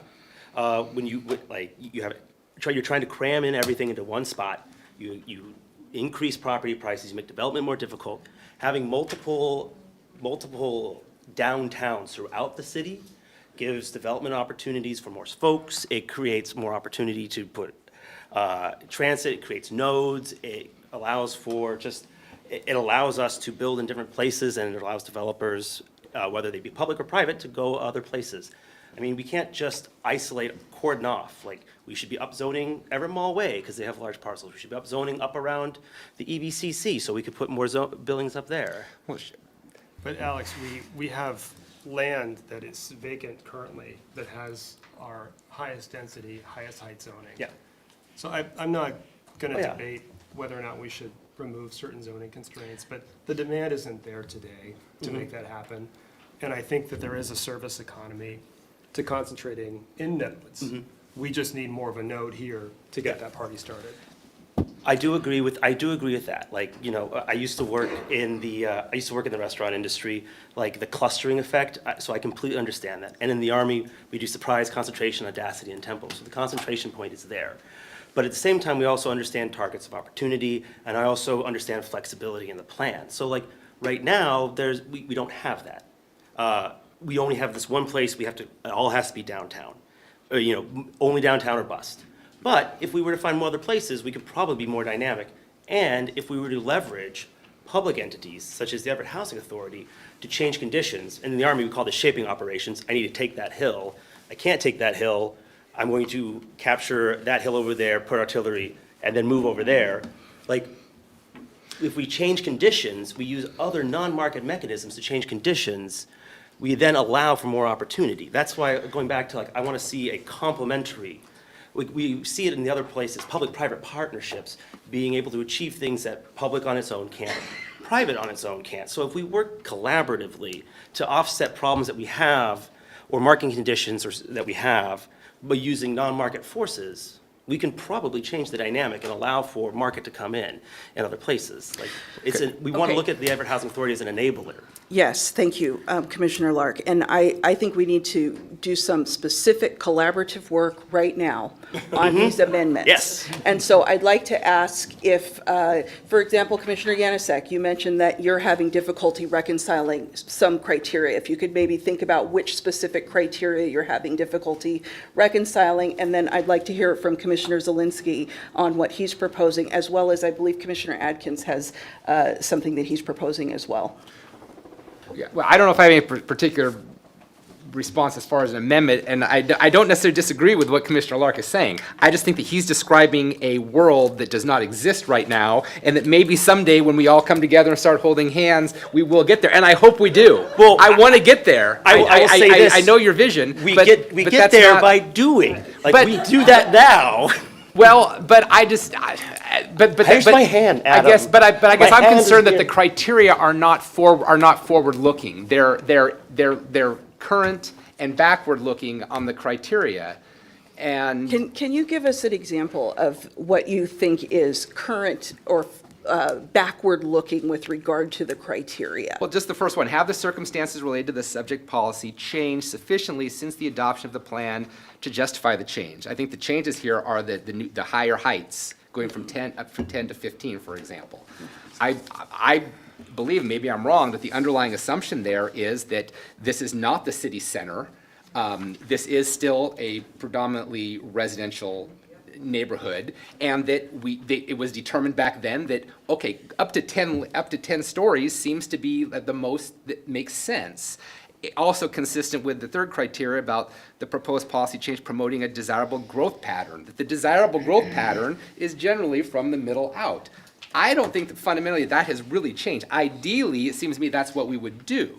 Now, there's this unique opportunity I get, and I'm not saying don't want to think that that this is an opportunity that shouldn't be taken advantage of, but fitting it to this criteria seems somewhat problematic to me. And maybe I'm being overly legalistic in looking at that, and I've seen the city's response.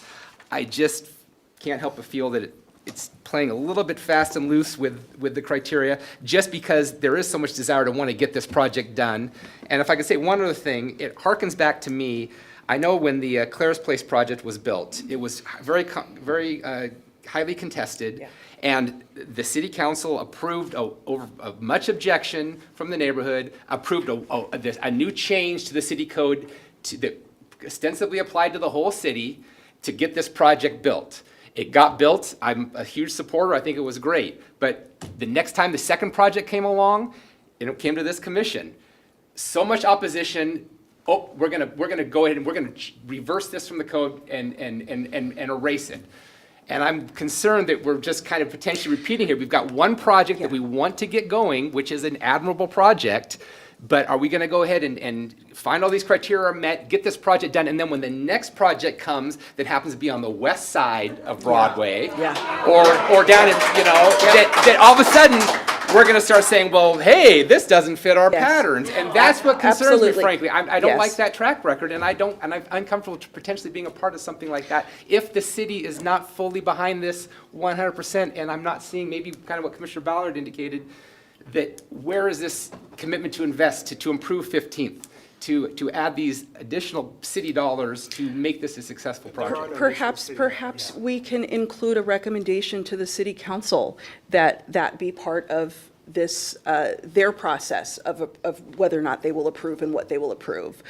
Because I share your concern about cherry-picking rules for here where they don't apply there. And I think we have an opportunity to create an environment where we can develop the housing we do need through some of the changes we're going to make with the comprehensive plan. For timing reasons, we're addressing this now, but I agree that is something we should be concerned about, that this entity will be allowed to develop differently than another entity that is facing the same conditions, same needs, same reasons, same good intention, and yet they are told, oh, not for you. So I think that is a very valid concern. And perhaps we can add some language into our recommendation through this resolution to address that. And so let's marinate on that. Commissioner Zelinski, could we hear, was this additional discussion, or were you ready? Additional discussion. We'll do additional discussion, and then we'll move on to Commissioner Zelinski's proposed amended language. I'm going to sound like a broken record because I repeat this, I think, every time this subject comes up. We have 39,000 units of housing that we need to build or accommodate in the next 20 years. Our job as a planning commission is to plan to accommodate that. And we are going to be in a situation where we're going to almost have to double the amount of housing that's in this city. And everything north of 41st, all the neighborhoods are going to be dramatically changed. Imagine a doubling of houses in this city, a doubling of units. Things are going to be different, things are going to be changed, and we need to face that challenge and face that reality and come into the 21st century and leave behind these conceptions that we have of Everett from the 80s and 70s. We are different, we are bigger, we are in many ways better, and we need to come to that. So I'm, just in response to that, because I'm trying to learn here. If that were the case, let's just play this forward a bit. And the city fully commits to this project. Off-site improvements, utility improvements, we as the taxpayers pay for some of that, of course. The city's out of money, right? They're approaching a budget deficit. So something's got to give, right? There are trade-offs that will need to be made. And so are those trade-offs worth it to have it in this location, or just put it downtown where the trade-offs aren't needed? It's a false choice that is being talked about here. It's binary, and I don't think it's actually binary. I think that the land component is one of the easiest parts to solve. There's land available downtown. The county has had a piece available. It's vacant. They vacated the tenants, 3, 4, 5 years ago. That would satisfy the initial building for sure, and they could go 10 stories higher. So I think we're presented with a false choice. You either get none or you get this, and I'm saying it's the right project, it's the wrong location. And yet we need to be in a position, why not both? We need to do both. We're in 40,000 units in debt. We need both. Yes. We need ambition, we need radical action, because this housing crisis that has personally affected me, and I'm sure many others in this room, will not be solved without radical, ambitious action like this proposed project. And honestly, we need a dozen more of these kinds of projects in this city. Absolutely. Yeah, I want to point out that when I asked who in this space where we are planning what the future of our city is going to look like, who in this space is a renter in a city where we are majority renters, and we had one person in the gallery raise their hand, and that was Mr. Peach, who offered testimony in favor of this project, and we had one commissioner raise their hand, and that was Vice Chair Adkins. And so we need to remember that all of the stakeholders are not in this room with us. And so we must consider the needs of folks who are not here today, and yet who have needs and who are part of this city and who we do need to plan for as we are making these decisions. So yes, this isn't a zero-sum game. This isn't an either-or. It's not a false choice. This is a both-and. This is an all-hands-on-deck. Let us figure out how to plan a city that meets the needs of our people. Commissioner Lark and Commissioner Shelby, if you could keep it brief, and then we'll try to move forward some amended language if we can. I think to underscore what Commissioner Atkins said, like, we need this place here, we need it in that plot in downtown, we need it as many places as possible. Again, bringing people to this community, one of the biggest challenges we have with economic development, ask anyone who does economic development, businesses are hard pressed to locate here because they're like, we can't house anybody. Whether our executives, our workforce, anyone, there's just not enough space to bring in more business, to make our community more prosperous, to generate the revenues, to close the gap in our budget. So we got to bring as many places as we can. And lastly, one of the big challenges is because we have so few people here, we have capital sitting on the sidelines that wants to be used, but nobody to use it and implement it. Remarks complete. Do you know if this project gets approved and placed as it is, does it impact the density for items that would be covered under the missing middle bill from last year? Would that move from the 4 units per SFR to 6 because of its proximity to such a large development? I don't think it would necessitate any changes outside the boundaries of the PDO. Commissioner Zelinski. Thank you, Madam Chair. As I mentioned, this is a proposed addition to the findings in the resolution, the draft resolution that we have, that is intended to address one of my big concerns, which is the off-site infrastructure impacts of a project like this. So here's my proposed language, and I would welcome any attempts to tweak it if the commission feels that would be appropriate. The Planning Commission recognizes that the capital facilities and utilities elements of the forthcoming comprehensive plan update must recognize and address the off-site infrastructure demands generated by this project.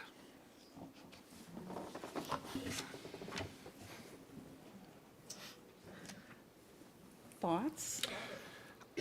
My thought is, I like that. I would maybe suggest we could maybe be a little more specific about what that means. Potentially talking about the park, potentially talking about the street. Well, when I was writing this, I didn't think of the park, but I would think the park would come into it.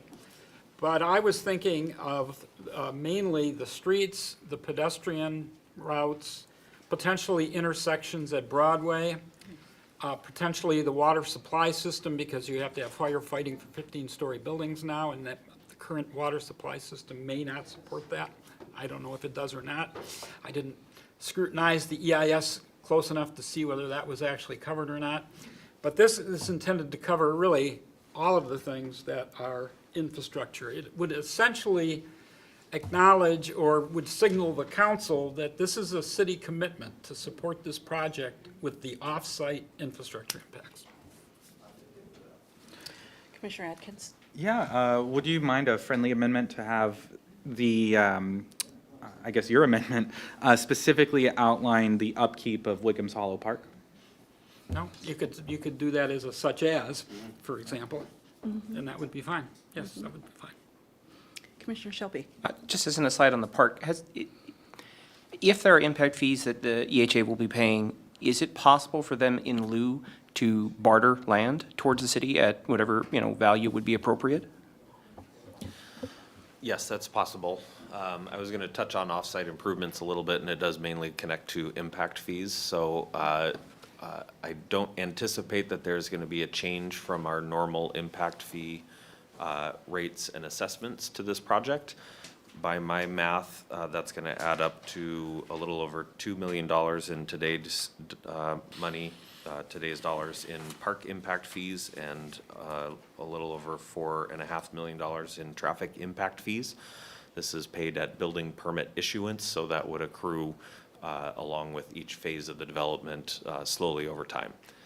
Those impact fees, there will also be school impact fees going to the schools and system development charges for water and sewer. None of those go for the development itself. They're all for off-site impacts.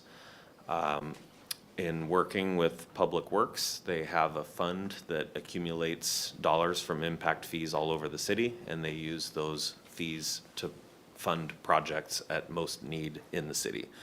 They recognize, while it might be attractive and definitely something that I suggested, that some of those impact fees be targeted or earmarked to the immediate neighborhood, because that's where there's some concerns around that.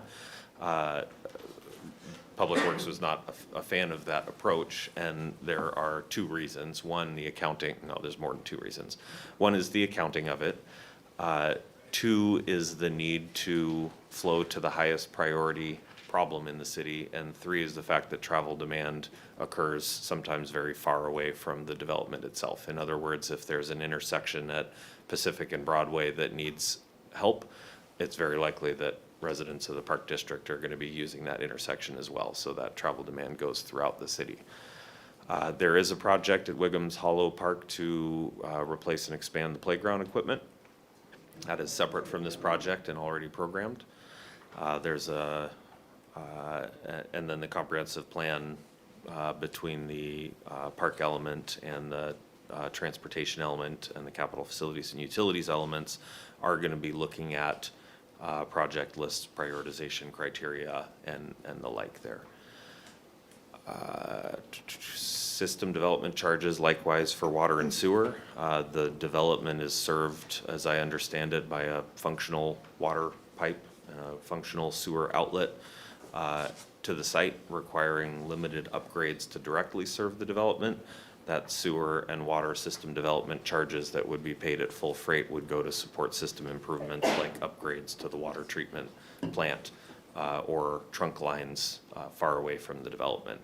So other than potential acute issues, which was not something that the environmental impact statement identified, in general, with our system of impact fees and system development charges, most of the demands on those systems should be addressed by those fees. Are those fees tied to, since you said they were paid at time of permit, so they would be at whatever those fee structures would be at time of permit? Or does the PDO and the development agreement lock them at the existing rates that they are today? As currently drafted, it would be at the rates at the time that the building permit is issued, so it would be higher than today. Commissioner Zelinski, would you state your proposed amended language in the form of a motion? Are you prepared to do that? Yes, I am. Okay. So is it appropriate to move the resolution first and then amendments afterwards? I believe so, yes. We would address amendments. I believe we do have to move the main motion and then amend it. Okay. Well, I'll entertain a motion on resolution number 2401. To clarify, that's Zelinski's motion. No, that is the main resolution, number 2401, and then we'll address any amended language. Okay, can I, inquiry? Yes, yes, absolutely. I guess, if one were to vote no on this, then would we even get to the amendment language? Or if one votes yes on this and then the amendment either passes or doesn't pass, that could change? We wouldn't your- vote on it yet. We Okay. would just we would just move to, move it, second it, and then we would have amendments. And then we would vote on the amendments. And then once we get through that process, then we would vote on the resolution as amended. So moved? Second. Thank you.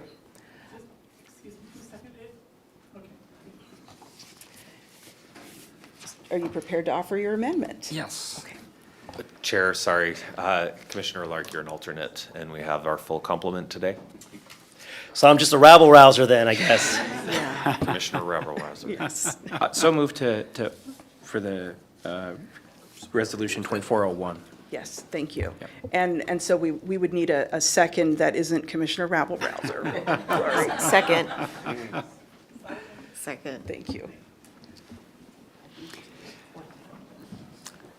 Okay, Commissioners, Madam Chair, I would recommend an amendment to this resolution, and that is in the form of an additional finding to go in the first section after the whereas clauses. And the language would be, the Planning Commission recognizes that the capital facilities and utilities elements of the forthcoming comprehensive plan update must recognize and address the off-site infrastructure demands such as those at Williams Hollow Park that are generated by this project. Thank you. Do I hear a second?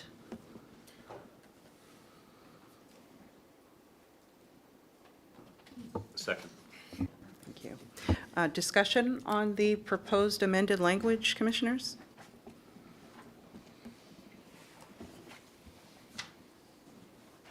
Okay, it sounds like we're, I guess I guess maybe it's my kind of pet thing, but I'm really concerned about 15th Street. I just think that there's opportunity there that I would propose that we further specify some kind of language about the improvements to 15th, given that every other street all the way down has sidewalks, except 15th, that should somehow maybe be a priority. would you accept that as a friendly amendment to your proposed You could language? easily just add that to the park as such as. Yeah. Okay. Additional If that meets discussion or your- thoughts on meets that your- language? Your demands. So then it would be Such as Such Wiggum as Hollows Park, Wiggums Hollow as well Park, as or- 15th and the infrastructure, or the side, would we be? Could we specify sidewalk improvements? Yeah, I was going to say Sidewalk, yeah, sidewalk that's improvements, what yeah. I would think. 16th Street Fire Station.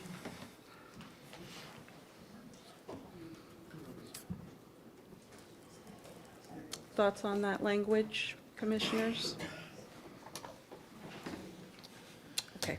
It sounds like we are ready to vote on Commissioner Zelinski's amendment, which will include the proposed language of such as Wiggums Hollow Park, in addition to sidewalk amenities for 15th. Does that encapsulate what we're trying to say? Okay. Well, it was a friendly friendly amendment, amendment. yeah. Okay, I think we're ready to call the roll. Commissioner Shelby, Yes. Commissioner Sullivan, Yes. Commissioner Ballard, Yes. Commissioner Finch. Yes. Commissioner Yanusak. Yes. Commissioner Zelinski, Yes? Chair Chatters. Yes, thank you.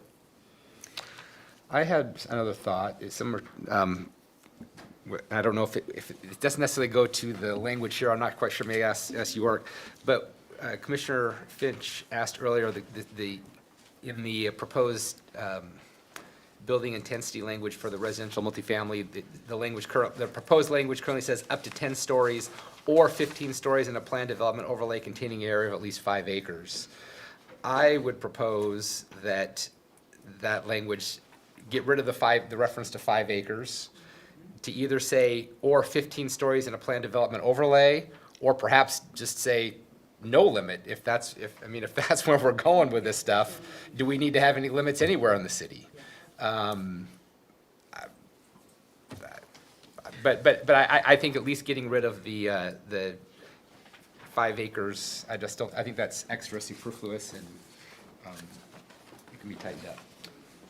Are you making a motion to amend that language? I will, well, yeah, I guess, I don't know if there's any discussion on that. Do we have? I would second it if I could. Commissioner Shelby will second. Well, then I guess I will. Then we'll entertain discussion on that Okay, proposed I guess amendment. I will move, and I'm not quite sure how to refer, what to refer to it as. But that the proposed language be further amended to, in the, comprehensive plan land use element amendment, indicate up to 10 stories or 15 stories in a planned development overlay, striking the containing an area of at least 5 acres language.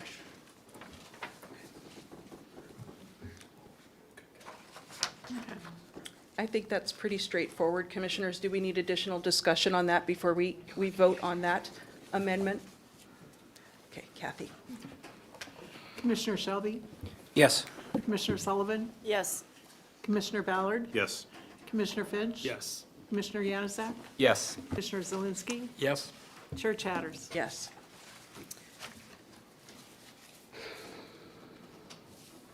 Okay, we're moving along, folks. Additional thoughts, additional language to be added, to be stricken from the resolution?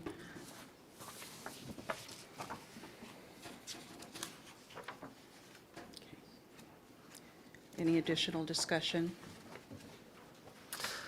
I guess I was going to propose that the amendment be added specifically as maybe bullet J. I'd just like to make sure that it stands out in the, because I guess to me, in my consideration, the amendment is a significant thing that I want to make sure doesn't get lost in the text somewhere, that be somehow be a prominent part of, I guess, what I would like to communicate to the council with my vote.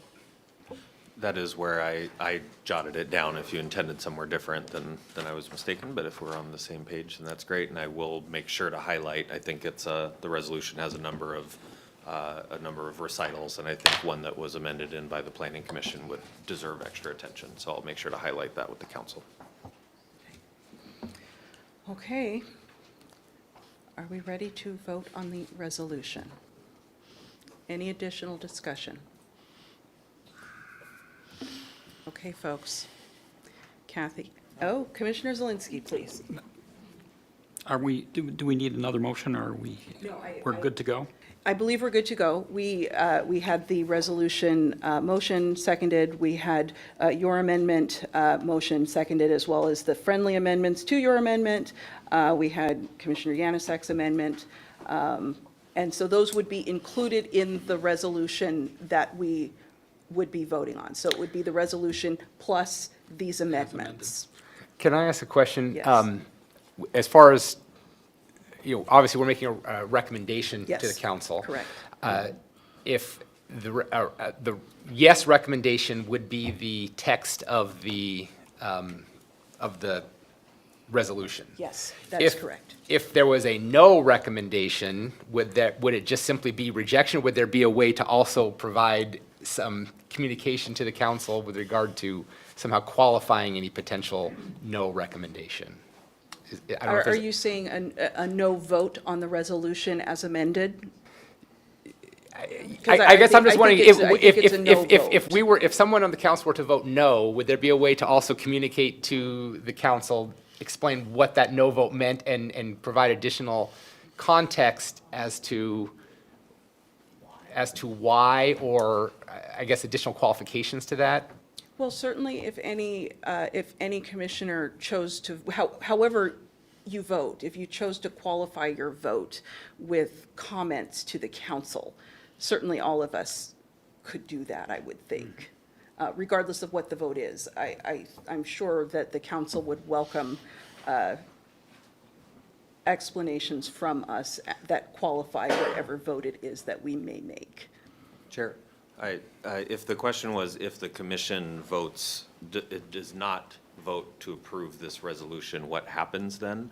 Is that your question? Well, I guess that I'm wondering, just to telegraph, I guess the struggle I'm having is I feel like, I guess I feel like I want to be a yes on something like this, but with some qualification. But I could also be a no, but I would want to say but, and kind of a no but kind of thing. And I'm just wondering if there's a mechanism within this. Do you feel that there is an additional amendment that you could offer that could,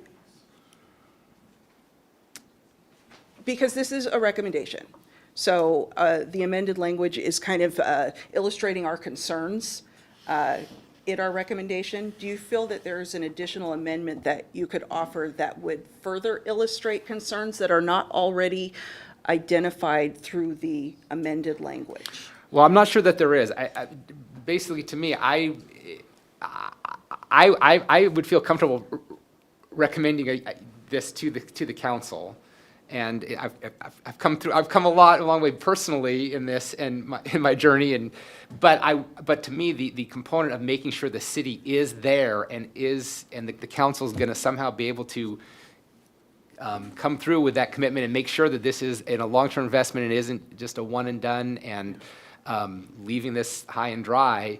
Because if that was the case, then I feel like I'd have to be a no, because I'm not sure that I'm really being true to my requirements and to the criteria being set here. But that, I guess, if that's Well, let me get my crystal ball. goes to what I'm out for saying. you. Well, and that's obviously the problem, but I'm kind of still torn, honestly, between a yes and no in the sense of what message that sends to the council. Yeah, but Commissioner Sullivan? What does happen if we don't? York, you were going to answer that question, which is what happens if we don't? Yeah, I encourage the commission to pass a resolution, and that resolution could be as presented and amended here. And if the commission wanted to convey a recommendation not to proceed with the plan development overlay, I would recommend a resolution that states that and includes whatever justification that the commission can settle on. Now, that's difficult with group. So essentially, we have to deliberations. send something, whether it's this or something else. Like, we have to send something. That would be the ask, yes. Got it, okay. I think Commissioner Yanosek is really kind of speaking to all of our hearts in this moment. Like, we want to see this, we want to see success, but we don't want to see a neighborhood where we've promised them investment, be left high and dry without delivering on that promise. And there are certain infrastructure needs all across the city, but that will be specifically present in this neighborhood as a result of this project. And we want to see our city stand behind those infrastructure needs and meet them. And like Commissioner Finch pointed out, there's budgetary constraints, and thank goodness we don't have to tackle that here today on this dais. But yeah, there's a lot of balls in the air. There's a lot of things going on here. But as far as what we are recommending today, maybe just take a moment and think if there is additional language that we want to include that conveys that concern.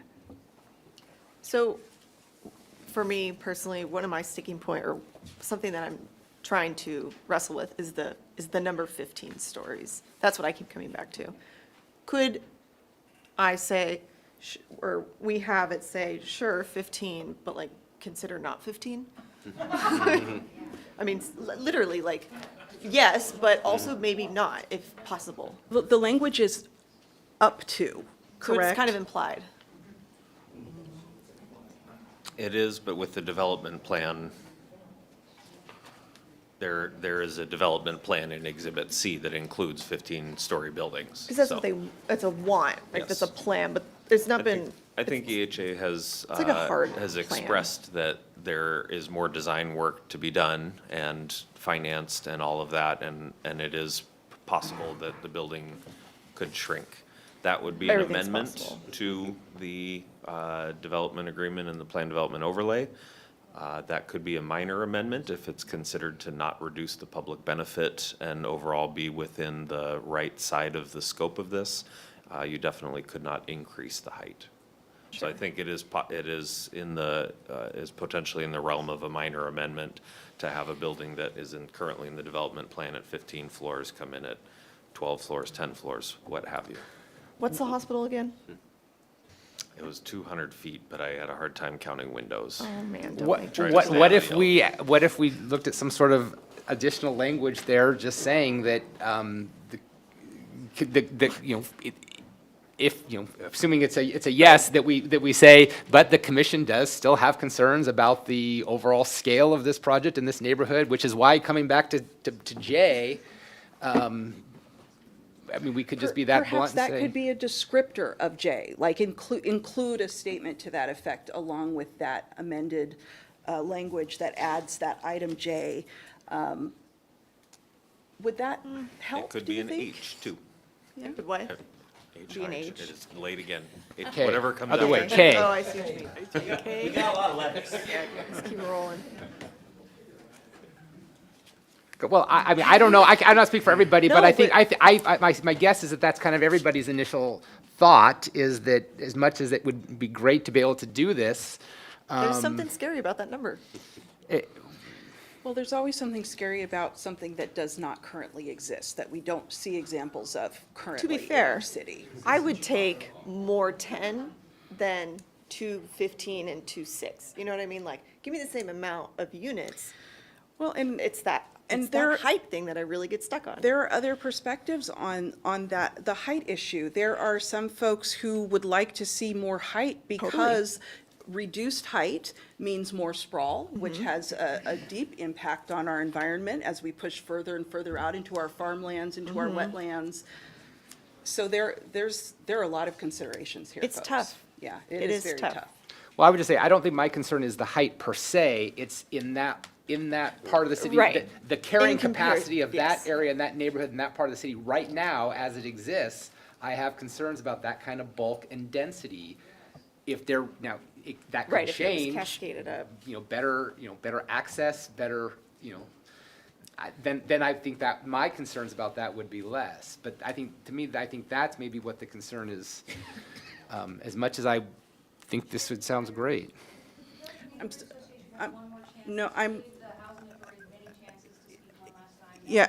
sorry, Sonia.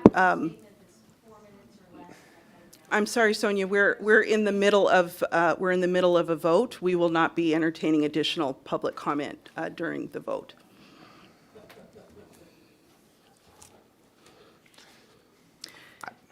I don't want to speak for everybody, but it may be something reiterating how, if it is, reiterating how important our emphasis on this additional. So tell me about the language that could help describe that, along with what we have added to the resolution.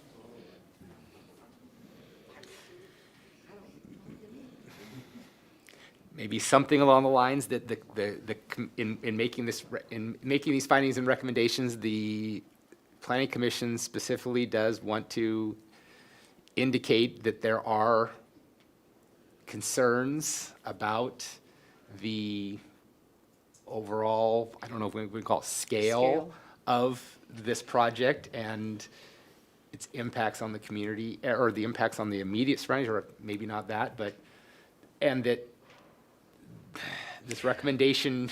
I feel like that is what Jay said. I feel like you communicated that in the amended language that will be J. Commissioners, do you feel that that was? If I may, yes, I do, and I would also side note, I do very much agree with Commissioner Yanisek. Like, I think it's backwards that we make developers do the development. We should, as a city, be building things out and getting everything squared away for what we want to see there in preparation. We should do preparatory work. Another conversation for another time. But it would also lower costs for development. But I think the city council watches this. They hear this, and so we can, like, putting ourselves on the record, saying this right now, saying, this is what I want, and are clearly articulating it, like, they're going to know. And if we want something more officially binding, it's a little more, gets a little more tricky, but if we want something that's informative to them, the conversations we're having right here do that. So I want to make sure that this isn't happening in a vacuum. We have city council members who do their due diligence and pay attention to what we're saying here.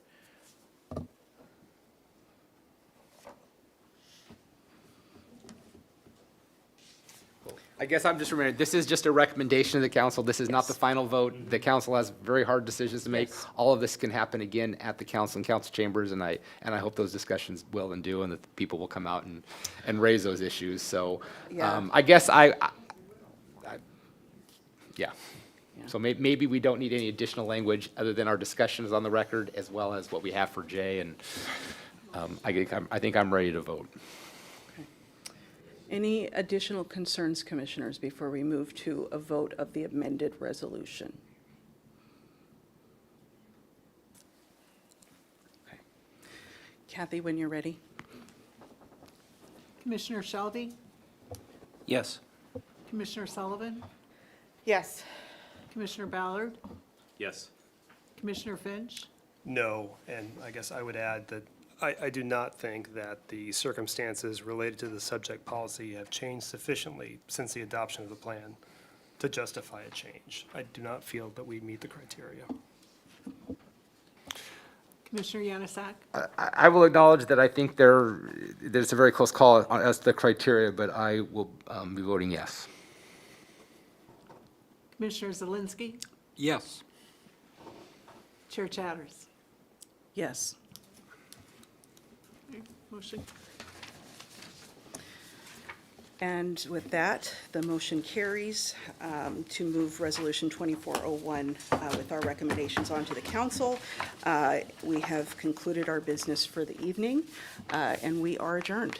Thank you.